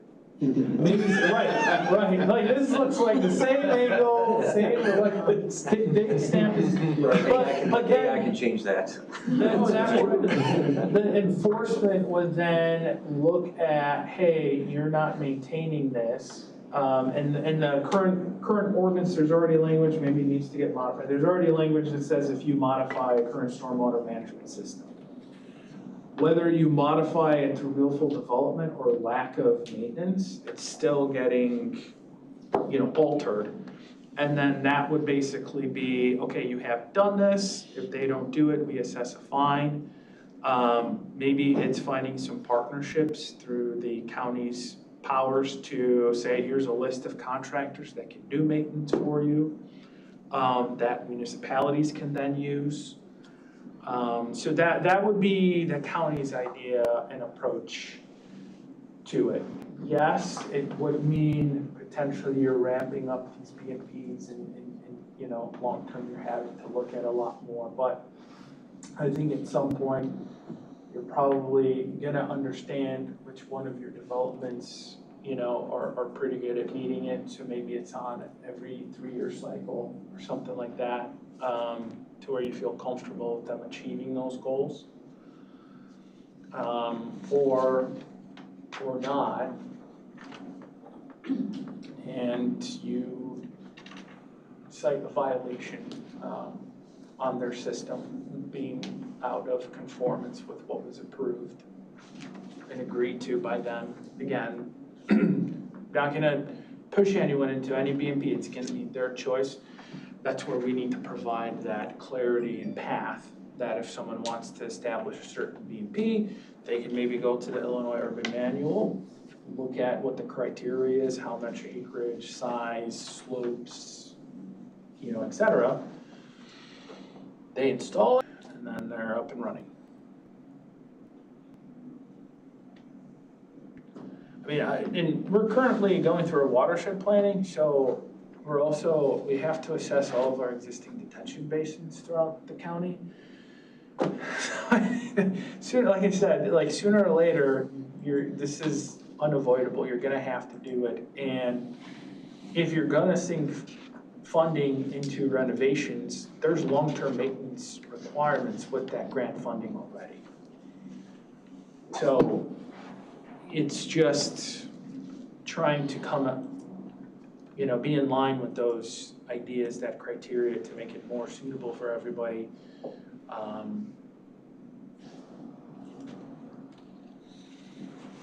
So anyway, that's how the county is planning to approach that. I don't know, you know, municipalities, and certainly we can give them that level of ability where we can write some more in there when it comes to long-term maintenance. You know, maybe there's flexibility, excuse me, for the municipality to establish their own goals. Maybe they want to be more restrictive, I don't know. You know, with certain locations and certain BMPs, maybe they want to build additional. Yeah, I think that would be helpful to have as an option. You know, we've been going through just a lot of what we've been talking about over the past couple of years of holding private entities responsible, or attempting to hold private entities responsible for the maintenance of unmaintained, failing stormwater BMPs, and having something at the county level to lean on would definitely be beneficial, because I've got about 45 to 50 of these brewing that I'm gonna have to address in the next couple of years. And, you know, some property owners are more amenable to, okay, yes, and then some of them dig in their heels. And if we don't have, you know, a deed restriction on there to allow us access to get in, some of these we can't even go inspect because technically we can't be on the property, you know. So I think this overall direction, you know, in my opinion, it's the right way to go. Is it easier? Absolutely not. There's a lot of things to suss out and work through to be able to provide the flexibility and kind of address a lot of these pitfalls that everybody's been bringing up. I think it's worth the effort, though.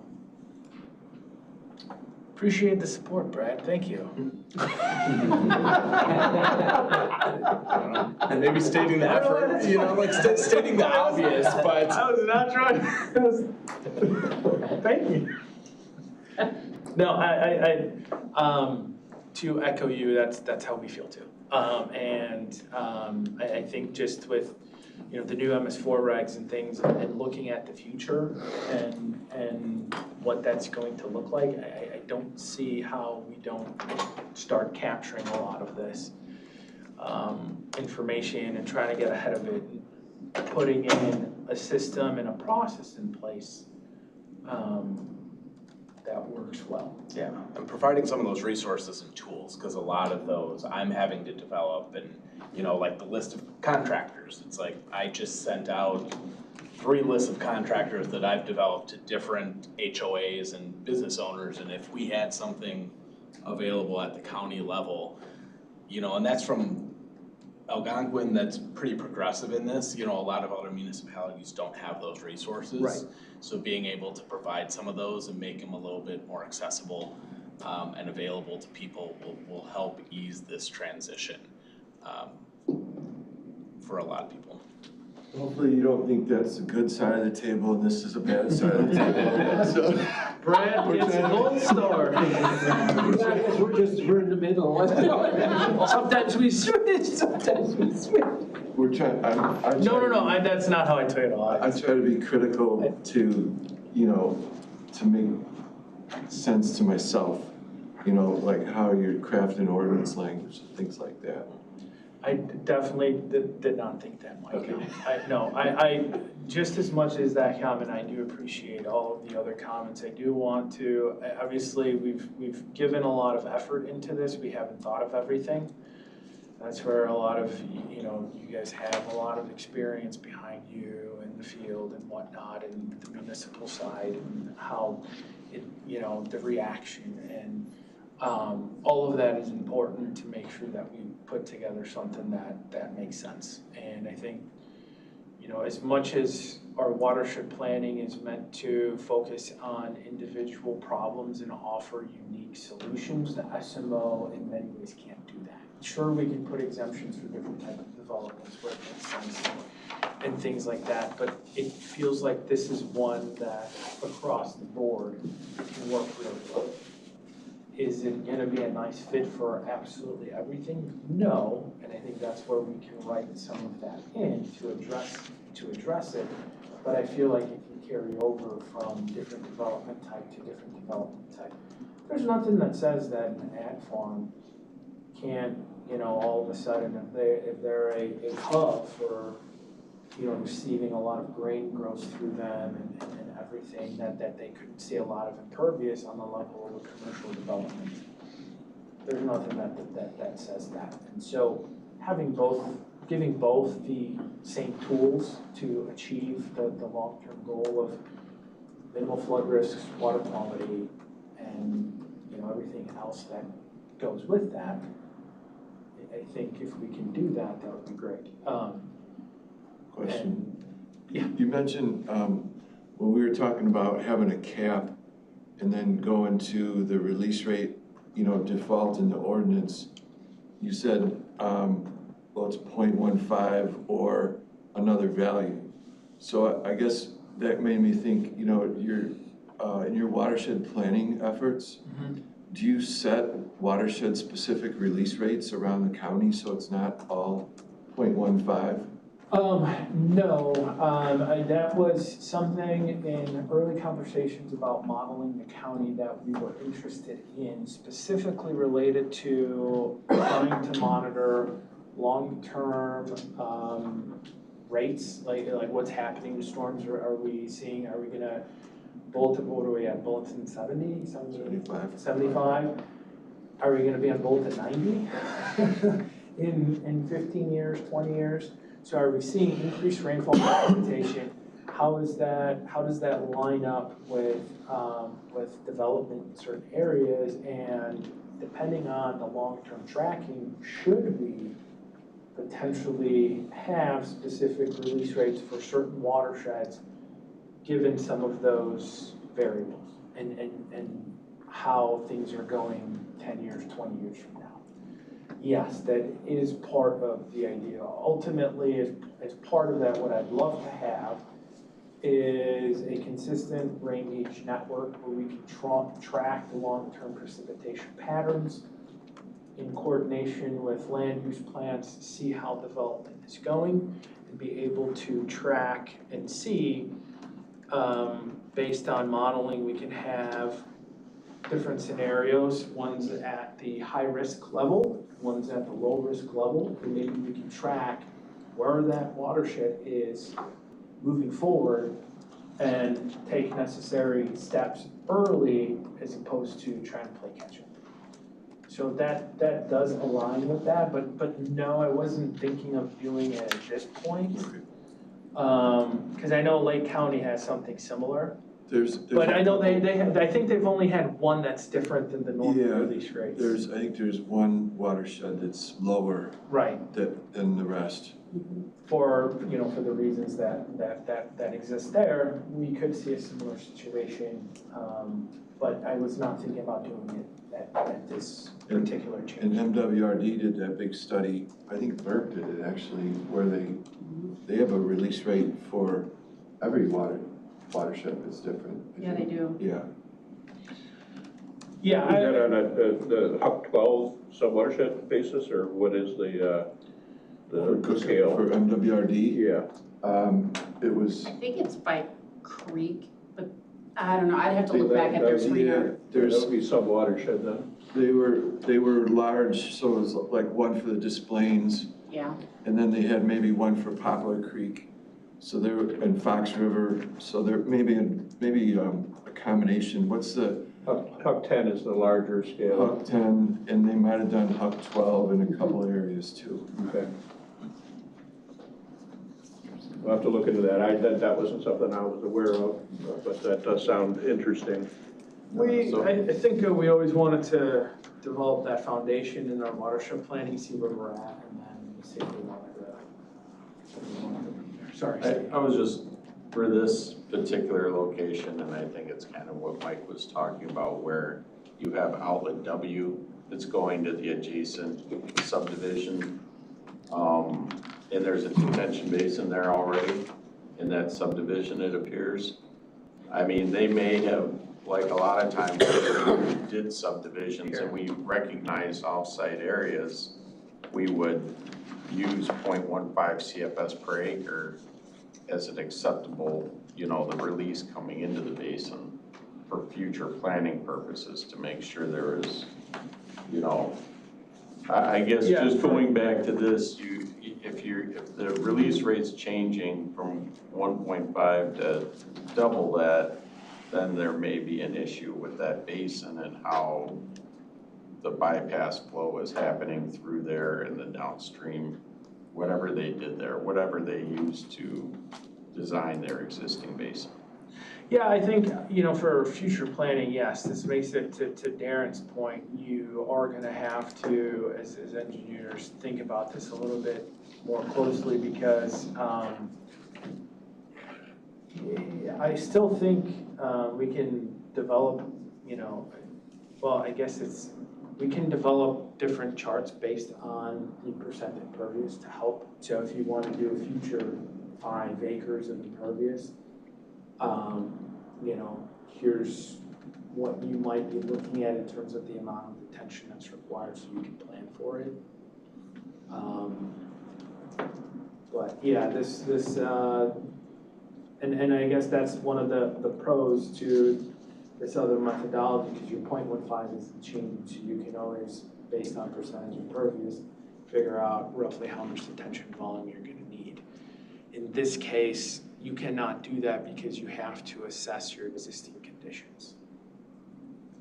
And then I guess the other comment I had was just as far as the existing runoff, I think that needs to include the storage volume as well. I don't know if that was discussed prior to me coming here, because it looks like that outlet B1, that's essentially should be 0 release rate. Right, and well, that's what the minus 0.73 shows. However, what we were discussing is with the 1.29 is that in most cases, what we end up seeing is that the engineer is calculating how much depressional volume there is here, and then they can potentially move that depressional volume here and add their detention to then meet that criteria and still hold a release rate of 1.29. But I guess I don't know exactly how 1.29 was calculated, but. It's just 0.15 times the area. Okay, because The current regs. That maintain existing release rates is in there where you Correct. have to route it through the storage Correct. volume. Right. When you route that area through that large volume, you're gonna essentially have 0 release out. Right, so for B1. B1 would be 0, B2, I mean, they're roughly, so it would be half. So you would be looking at like a 0.65 release rate under the current regs, and still have to maintain that depressional storage, which regardless of both methodology, you're still gonna have to maintain the depressional due to other parts of the ordinance. But essentially, the current method would really hit you hard, and basically indicate, you shouldn't be routing anything through here because of this depressional area. Right, there's like no outlet for B1. Right. We just trying to simplify, just to combine them. Again, there's a lot of detail, like to Mike's point, the clearing, sure, we can throw that in there. We did an analysis to show what the proposed release rates would look like. We did some curve numbers where if you tried to plant pollinators everywhere, what can you get down to? Can you meet the release rate? We have a lot of that data. We just thought it might be too much considering the concept and all these questions to throw at you. We wanted to get you comfortable with it first. We can bring a lot of this results to the group, start dissecting some of the language further. We just didn't want to get too far ahead of ourselves, even though we feel confident, but again, taking all of the input first, we felt critical. And we just wanted to, again, this doesn't include the results, it's just showing what you would need to meet with the current regs under the new language here for 20% impervious, new language for 50% impervious, new language for 80% impervious, so you guys can get an idea.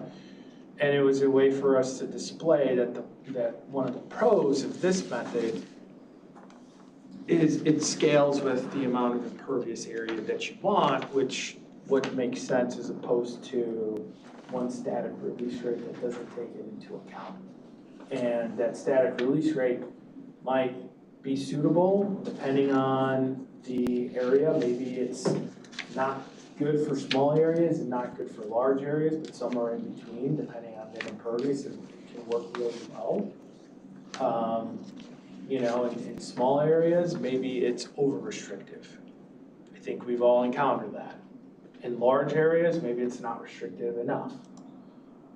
With this method, it gives you that confidence that you're scaling correctly depending on the amount of impervious, the amount of area, your tributary areas, how they're situated, your existing release point. So it alleviates a lot of the concerns with the downstream adequate capacity components. Although I still feel we want some portion of that in there in case there's a known flooding risk that regardless of what you do, how good you make it, there still might need to be some improvements due to that flooding risk. So to summarize, you know, this idea, that's Based on your description of cleared area, you do have hydrologically disturbed in your ordinance, and it tracks how you described that pretty close.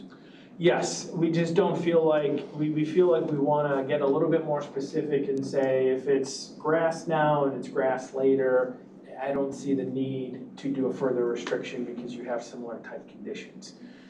I think where we really want it is like I said, you have forested area, you clear that, now it's grass, or a wetland area, now it's grass, and you're trying to pick, you know, you do mitigation, you're losing that functionality in both scenarios. Even if you don't increase the impervious, if you clear a forested area and leave it as grass, I think the general expectation amongst us would be that there would be an increase in downstream flows. Yeah, it says in a manner that changes runoff volumes or rates. So if it's going from grass to grass, it wouldn't be. Right, and I do like that part of the ordinance, and that's how I've been able to justify some of these undetained areas that I felt, you know, just, yeah, you're going from grass to grass, why am I going to take it out on you? Yeah. Because you can't capture it, and you need to go in there, put a shovel in the ground, because you gotta put your detention basin in, right? So that is a part of the definition that I like, that I think works with this idea more closely, and kind of, again, it seems to align better and work better collectively, and line up with MS4 requirements and water quality and watershed planning and all that stuff. I think some of these, like the release rate under the current regs is actually gonna be, it'll be lower, but then your volume's gonna be less because it is based on hydrologically disturbed, right? So you're essentially, it's not based on the entire tributary area. It is, well, actually, that's something I haven't given much thought to. Right, because if you have a permeable paver, your reduction off of that area is gonna be zero. So it's really a clearing area and impervious area, and if you're doing other work, then it's not gonna factor into that allowable release rate. Yeah. Which it is gonna lower your volume, because then you don't have to include those areas, because and that's what I like about it. If it's grass before and it's grass now, why am I gonna require you to hold extra volume for that? I guess there's a conservative nature to that. If we wanna throw in a safety factor, I feel like we can build that in more organically if we wanted to, with just toggling that 0.85 number and, you know, making it a little bit more restrictive, for example, as opposed to, so. Love the discussion. We're coming up on 11:30. I don't want to keep everyone past 2 hours necessarily, but I've found it very valuable. Sorry, I started it. Mike's talked about the bad side of the table. No. We want this type of discussion. We've been, all the skepticism you guys have exhibited, the same skepticism that we've gone through ourselves. And, you know, to Soini's point earlier, you know, we're looking to you guys to bring expertise, you know, to this discussion. And, you know, what you've experienced in other, you know, you work off the Kane County ordinance. You know, so how, you know, experiences with, you know, intricacies of that ordinance, you know, influence how you would view this type of approach. We want this discussion, so, you know, don't, you know, be concerned about raising issues. All the skepticism and questions you guys are going to be bringing are questions that are otherwise going to be brought to this as well. So this is the right venue to be doing that before we move any further. So we want these comments. Going back to the definition of hydrologically disturbed, it's almost word for word what's been in the Kane ordinance. The problem is going from cropland, row crops to wetland mitigation bank. Technically, it's hydrologically disturbed, but you're making a benefit, but detention's required for that because it was all based on the area of disturbance. So I've never liked the term hydrologically disturbed, disrupted, degraded, something. If you're, you know, changing it so that you're generating more runoff, I think you should be doing it. But just saying hydrologically disturbed, because if you are going apples to apples, grass to grass, yeah, you're right, you don't need to change anything, you don't need detention for that. But if you're going to go from grass on, you know, good soil to grass on compacted soil, now you're gonna have that hydrological disturbance.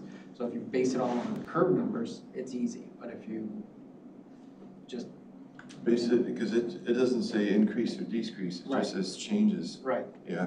And that's always, I've always had a problem with that. Yeah. So I've ignored it, and this one wetland mitigation bank that was a long time ago, I told them, you know, no detention required because you're making a positive impact on the watershed, and to punish. Right. Because then you're losing additional area for the wetland mitigation. Right. So I think that the word choice would benefit if it doesn't, unless it specifies that it's being degraded. No, that's the exact angle that we're going for, and that's a good example. You go from row crop to wetland area, you're having a reduction in that curve number, so you're dropping that proposed peak down. You're not adding any impervious, so why require detention? That's what this new method is trying to get at. And whether, like I said, whether or not that 0.85 is the right target for us, we can get into that and run some scenarios and examples to figure out, do we want to crank it up, do we want to turn it down, get into the nuances of that hydraulically disturbed, get some better definition, some more clarity, when to apply it, when you shouldn't. Absolutely agree with it. You know, all of the comments related to that and a lot of the concerns that you guys brought up. To echo Scott's point, yes, we've been thinking about the same thing. We've got some ideas on how to approach that. It needs vetting, but you know, if we want to take the next step as part of this, we'd certainly, you know, share that. We're going to do our best with the language. And clean that up as you know, you guys read it and you know, make it better, if you will. So I don't know, with that, I guess, considering the time, I'd like to see if there's any other comments. Otherwise, I'd like to see what you guys would like staff to bring. I know you've said a lot, and I'm going to go back and probably listen to it, but I'd like to just jot some things down on some stuff that you'd like to see now that we've had an opportunity to kind of discuss everything, if that's what we want to do. So I'd throw it back to everyone to see if there's any other feedback. So question, no matter what the county adjusts to, if it doesn't get adjusted from the current release rates, if you put the, you know, if every municipality chooses, or not everybody, whoever wants to, choose what has been done because it doesn't work for the communities, it doesn't go to a higher release rate. There's nothing to say they can't continue using the rate in the municipality area of what they've been using, the 0.04 and 0.15 cents per acre. Well, if we amend the SMO, they won't have an opportunity because per the state law, state statute, the county has to have a countywide SMO. So whatever they want to do, it can be more restrictive, it just can't be less restrictive than the requirements. That's what I'm saying. So yeah, if Currently it's more restrictive. in some cases, yes, in other cases, no, it really does depend on the size that you're looking at, the size of the project and the amount of impervious. And so if they wanted to write in regulation to say you can still use the old method and whichever one is more restrictive, then they can certainly do that. The intent of this is to provide greater flexibility and to account for things more accurately, not to reduce responsibility. But yeah, they could, Al, absolutely, in their hierarchy. Just like the current regs have a hierarchy, 0.15, 0.04 is if there's a watershed established release rate, and that's more restrictive, or an existing conditions release rate that's more restrictive, which goes back to Steve's point that is meant for depressional areas. Well, this method is gonna capture that, right? Because you're gonna look at what your existing release rate is naturally through this method. So there's no need for whichever one's the most restrictive anymore, unless you wanted to keep the 0.15 and write that. A municipality could write that in if they wanted to. Take the more restrictive of the two options, I guess. That is something that they could look to do if they wanted it, yeah. I just look at the possible benefits for the smaller sites that I'm working on that we've just experienced in the last month on Washington Street. IDOT's got a whole different way of calculating detention pond size using not disturbed area, but what's the entire hydraulic area going to that point. Right. And we're at a size of 4 to 5 acres, and guess what? They want one release hole, not two, on a wall. So we're screwing around with a fancy vortex type of unit because we gotta comply with one of you two guys, and it's gonna be them, the counties that have been, because whatever, it's a difficult situation, and these little 3 to 5 acre, 6 acre sites are very difficult. Yeah, and I think that's where When you can't get that CFS right. Aside from the release rate, I think that's something that we should look at to address. That's what I'm hoping to be able to talk about that at a different meeting type of thing. Yeah, obviously, I don't know IDOT standards anymore. I can't pretend like I remember. But current ordinance wants a 2-year release and a 100-year release. I think it makes sense to have a 2-year, or maybe if we wanted to do a 10-year or something like that, just on the smaller storms. But if we wanted to move away from a 2-year, I guess that we could discuss that. I don't know if that alleviates the problem you're having completely, but we can talk about that. I just, for now, since there's a 100-year and a 2-year, and there was some concern about making sure that we adequately are considering the 2-year because they're happening more frequently, the intensity of the storms. You can see an issue in the 2-year rain event nowadays, as opposed to just a 100-year or something higher, 10-year, 50-year. So you said you wanted bullet points. If there's no other discussion, yeah, I'd like to just kind of circle back now that everybody, we've discussed a lot for the next session, just some things that maybe you guys want to see more clarity on, an additional design, another example. I want to try to capture everything and figure out, is it going to be another example? Is it going to be a couple of sets of examples? Just because I obviously want to have enough time to put that together, to bring back to the group. I don't know if it's additional language, again, I can continue, do some of the hierarchy. There's the, one portion that we didn't talk about is, we've touched on it before, but I do want to try to have, it's not on this, but I do want to have, go back to the idea of an exemption for impervious area that maybe have a certain small increase to the peak flow rate to say that's acceptable enough and what that would look like. So I do want to circle back on that. So let's say you have a 20-acre site, you've got a large tributary area, you add 1 acre of impervious and you see an increase of like 0.08 CFS.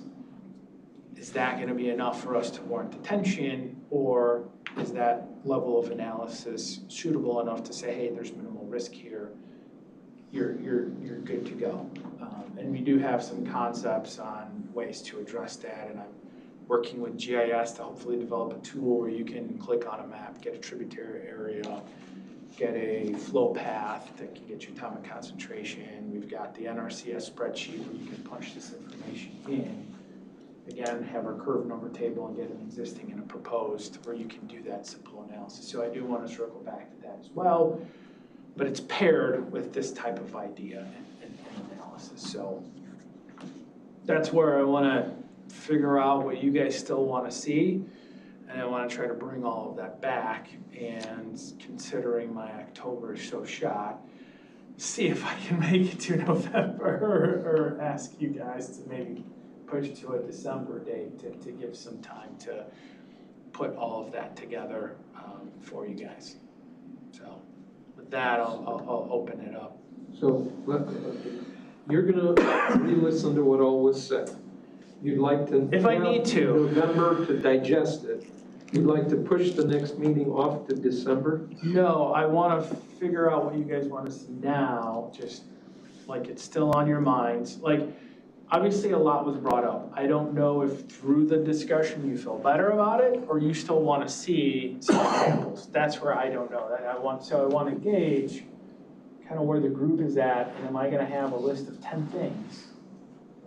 And on top of everything else, it's going to make it unrealistic for me to be ready, for staff to be ready for November. So that's where, yes.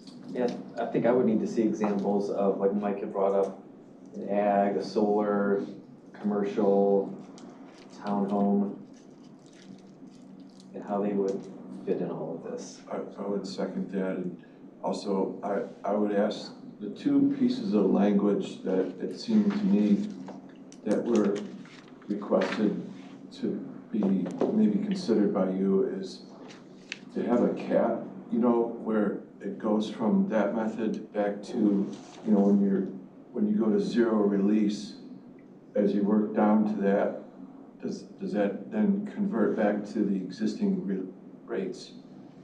And then the other one was on this concept of cleared land. Can that be defined, or can it be maybe some kind of modification to hydrologically disturbed, where what you're aiming at is you're hydrologically enhancing areas, so it's more of a general term that acknowledges that you're increasing runoff from that piece as opposed to decreasing it, where that gets captured by the current detention criteria. I guess I would ask that the examples include that in there. Yep, okay. For clarity, ag, commercial, solar, for our sake of simplifying things, would it be okay if we went with a site, maybe it's not this site, we can bring up multiple sites, but then maybe for commercial, change that impervious number, not necessarily giving you, like, again, Ed Varga, one of our engineers, just happened to have this on hand, so we can give you what a proposed site would look like. In some of these other examples, what we can do is pull from permits that we have and kind of use those. But maybe if there's a site that's suitable, I can toggle that impervious to show you maybe this is more ag related where they're doing X versus more commercial related where they're doing Y, and just show you what the numbers would look like. Or do you want to see specific site plans with, so-and-so, I guess? One of my thoughts is that, I mean, this methodology is gonna create more work on the applicant's engineer's side. And so I think it behooves us to go through the process ourselves to determine how much additional work that is before we go and make the ordinance changes. Okay. So I would say yes, I would wanna see it fleshed out pretty well. Okay, so I have ag, commercial, solar, and you wanted, so like this subdivision one, would this example work? We can, again, we'll give you the results and everything from it. This was just kind of the first take, but like, would this be suitable for the townhome idea or the residential idea? Okay. So, Stoyan, just so you know, what you're showing there, I know because I was with the office when, and that was worked on. You're looking at like 3.5 months of composite material that was put together to get to that level, to be able to have those 5 or 6 handouts. If you want it fleshed out to that level, well, you better put the next meeting off about a year. No, I really tell you, because that was a hell of a lot of work. I mean, you've got everything down to the soil scientist was out there, did the borings every foot. The topography was done, intense topography was done in different areas. That road layout is about the 5th configuration that finally was able to get accepted by the township. I mean, that's a lot of work. No, I think what staff would do is find current permits. So, I started with an example for you guys with a site out in Lakemore where I pulled active information and added these regs. That didn't take long. The problem is I just have to find these sites and we would have to take their models and tweak them slightly potentially to show the new regs. Although I don't know that that's necessarily what you guys want to see. What we can do is show with the release rate change what the new detention volume would look like. I think that's not, we can run some scenarios based off of that to get some numbers. But yes, it will take a little time, which I think is fine for a change like this, as Darren put it. If we're gonna make this change, I agree with Darren, I certainly don't want to put anything out there where we haven't thought of something, only for it to come up and be an issue later. So yeah, I mean, just from that comment alone, yeah, I would probably ask for a little bit of time, at least December. I don't know that I can get every one of these, like the solar farms, I can fire one up right now and give to you guys. So I'll see how many of these I can have, and maybe we'll go about it that way, is I'll try to come up with as many as I can for you guys, and then we can start checking off the list and moving down and making progress. I'll work on the language, I'll figure out the cap, or I'll give some options for a cap, some ideas. Anything else? I think I'd like to see, and you may have alluded to this, was the volume differential, because essentially that's what we're talking about, right? That's what's supposed to save the developer and the farmer and whoever else, is that they get to reduce the volume impact on their property. Not only reduce. By adjusting it. Yeah, not only reduce, but potentially have alternative methods to, because it's going to be based more on the curve number. Right. So I think seeing that volume, what are we looking at here, and at what point is it going to be a wash because we're going to have negative, release rates? Yeah. This example, I think we have a lot of that information, so this one's going to be pretty robust. But yeah, there's some other examples I can think, like the one that I started this whole thing off of. I have all their calculations, so it's not going to take much time to reproduce that hydrograph. Might not be exactly the same, although I think I'm using similar software. So keep in mind there might be some slight differences there, in terms of maybe what software is used to what software I'm using, but it should give us a good feel for it. So, okay. I guess one other thing I would just, I don't know if you can really capture this for the next time, but just thoughts into how we deal with the small sites, because everything we're talking about is gonna require some pretty big thinking and modeling and stuff like that, whereas some of the small sites now just go to the NIPSI chart and, you know, just do their detention and call it a day. So what do we do for those situations where they're not gonna have, you know, somebody on board that would be able to do this level of calculation? So, that's where we hope to have an online tool, or sets of tools, where anyone can go in and use it. Get information, I don't know about necessarily detention volume. This would be to kind of figure out if you, one, need detention, and then if you do, I think that person, regardless, the ordinance requires you to go, to a PE and things like that. So I think like developing a new NIPSI chart is maybe more along the lines of what you'd want to see, or a combination of the two. Right, because right now the NIPSI chart, I call it the NIPSI chart, but but you guys know what I'm talking about. It's kind of a foolproof way that people, so you know how it is, you get these applications and it doesn't matter how much you guide the engineer, you are not going to get what is required by the ordinance. You can at least go to that and say, okay, this is conservative, at least I know if you use this, you'll get the volume, you'll get the release rate, we will meet code. I don't know. Yeah, I think we can develop some, it's all graph based, so as long as I can chart stuff for you guys. Here's a 20% curve, here's a 50% curve, here's an 80% curve, make it a per acre thing, and probably develop something. I think we can come up with something like that, but I agree, yeah, we gotta obviously replace it, because that chart is no longer gonna be applicable, from that perspective, so. We'll see where that goes, and I'll bring that to give you guys an idea. But I think like for some of that, we're looking to, much like StreamStats, if most of you are familiar with using that, I've given that to our GIS team. They're looking at different packages. So we're hoping to do something based on our contour. You can go in, click on it, and it'll give you a tributary area, give you a flow path, and be able to give you a lot of that information. So you're just kind of plugging in the numbers. And then our idea is for anyone that's looking to calculate that to see if they're triggering detention potentially, we can make staff available every second and fourth Thursday between this time slot. Engineers would obviously be able to use that too. But this would help anyone that's looking to avoid that to come in, spend a little bit of time making sure that they have their information correctly, and then they can use that and submit it.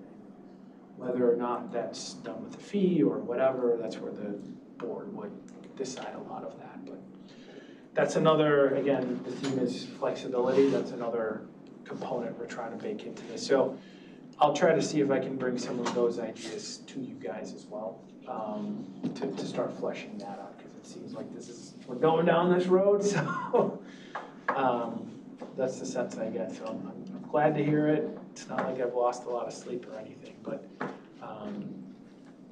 anything else? I just have a quick question about the asset management program that you're talking Sure. about. We use ArcGIS Online a lot for documenting our land management activities, rare plant populations. I was just wondering if there's a spatial component to that in itself, because like a lot of you are saying, like the images, well, if you had an update, aerial, you could see if it was still intact, or, you might be able to assess some of that right on the spot. It is GIS based. It is. So as far as I understand, it uses ArcGIS. So if you have information from GIS, you can bring it in. The only thing that's different is just the interface and some of the tools that you have when you're bringing it in. You just have to make sure you're calling this asset a specific thing, so that when it comes in, it basically lines it up, puts it on there, and then you can run reporting, communications, whatever you want to do. So yeah, as far as I'm aware, it would work well. It would be set up so that it would prompt both the department and the the permittee. And so it integrates a lot of automation, but it is a GIS-based program. It's important, it's good. Now, I think was your question also related to updated aerial photography? Yeah, well, I was just saying, the picture the point that you brought up about, like, say use the same picture from year to year, like if you had an updated aerial, you're not gonna be able to see everything, but some things do pop out if you're trained, aerial interpretation. So if you had that capability to wrap in the GIS at a quick glance, red flag here, something's off. Yeah, so there is Near Map. And I don't know if you guys have used it on Lake County GIS. You can also get a private subscription, but they do update it every 3 months, is it? Quarterly? On Lake County too, or? Yeah. Okay, I've seen, we have a subscription to it, and it's amazing. It's amazing. What is it? So, I use it all the time. I love Near Map. without getting into the weeds of it, I don't think the county would use that because every aerial that we have, we own. And I think with some of those other subscription services that they've looked into, you don't own that information. Oh, so theirs is actually, say for instance on Lake County GIS, you right click on a property and you go to, look at Near Map imagery, and it brings up a whole nother page, and it's just another portal that you can access the quarterly maps. I think that's subscription based, and I don't think Yeah. Lake County owns that though, No, they don't. Right. But they still have their regular maps up as part of their regular GIS. It's just another tool. What was the program? Near Map. Near? Yeah. I would bring that up as far as I was told, Show you right now. the county probably, I don't know. I'll have to look into that as a You tool. can't zoom in Anyway. as cool. If there's nothing else, I will, I'll take these and to close out, agenda item number 5 here as part of our discussion, ask to, cancel November's meeting, and hold a December meeting, and wherever staff is at in December, we'll go ahead and present you guys with what we have to at least make some progress and, see if we're still on the right track based on what way the staff works with everyone. So a motion to cancel November meeting? Thank you, Mike. I'll second it. All right, so motion by Mike, second by Jody. All in favor? Aye. Any opposed? Just a question. The ayes have it, yes. Discussion? Is there discussion? Is there discussion on this? Or, Is that December 16th? That's my question. I'm just trying to make sure because I know that December gets crazier and crazier. it would be the second Tuesday, so it should be December 9th. Okay, December 9 instead, okay, thank you.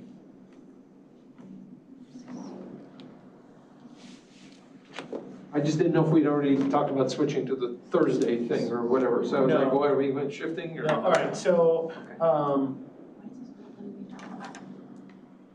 the vote is, I'll do one more vote for entertaining Mike's motion, seconded by Jody, to cancel November's meeting, hold the meeting in December, which should be for December 9th.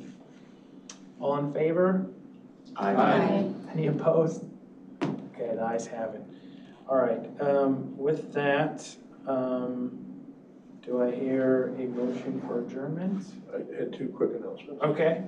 So just real quick, everybody knows the new MS4 is out. If anybody's interested, Lake County SMC put together a great red line document that shows all the changes between the previous permit and the new permit. I've found this to be invaluable in assessing, so anybody who wants a hard copy, you can get this. Otherwise, it's available on the Lake County's website. If you have trouble finding the link, get in touch with me. This really has been very useful in assessing the changes. And then, we have a talking tour program. We've discussed this, a lot of you who come to our talking tours. Our last talking tour of 2025 is going to be focused on coal tar sealants and regulations associated with coal tar sealants. They have a pretty heavy group of heavy hitters that are going to be participating in that. It'll be held here on October 24th. That's a Friday, right in our conference room A. So from 1 to 3, October 24th, free and open to the public. Anybody interested, just contact me, I'll get you registered. But coal tar sealants really is a important topic that kind of comes into people's awareness and then kind of disappears. But it really is an important topic, and it'll be a great program. That's all I got. I have two quick ones, sorry. No, I just want to say, jumped the gun. I just want to say thank you for, potentially entertaining moving the date for the Conservation District staff to represent. And then, just because I'm not as close to the subject as everybody else, as a plant ecologist botanist, I wonder, or maybe this is just me behind the scenes, like, would there be an opportunity to maybe like come and actually see how you guys come up with these numbers? Like, that is kind of foreign to me, like the curve numbers and the graphing and the modeling. Like, could that be a tour, or could that just be like something I come in and make an appointment and have like a little like session that I can understand this? I don't know that that would be a talking tour subject. That might be deep in the weeds, but Yeah, this is not mine. but we do want to get so the numbers, the existing curve numbers are pretty limited. Yeah. And we do want to refine our curve numbers, particularly when it comes to native vegetation. Even, an intact prairie is going to, where the root structure had 10,000 years to grow, is going to be a lot different than a prairie that's been planted 3 years ago. And so should they have different curve numbers for those different intact and restored? And so I think you guys would be part of that conversation. So I think we can definitely loop you in. And I'm looking for curve numbers that have already been developed, but we would like to look at refining those so that we are actually being accurate. I'll send out an email, and anyone interested in learning, the process, and I'll go through it in curve numbers. You can just reply, and then with those that reply, I'll work out a date. That'd be great, thank you. Yeah, Might just be me, I don't know. No, thanks for bringing that up. That is a great suggestion. Anybody else? Adjournment? Motion to adjourn. Second. Okay, by Mike, Darren, all in favor? Aye. All right, motion adjourned. Thank you, everyone.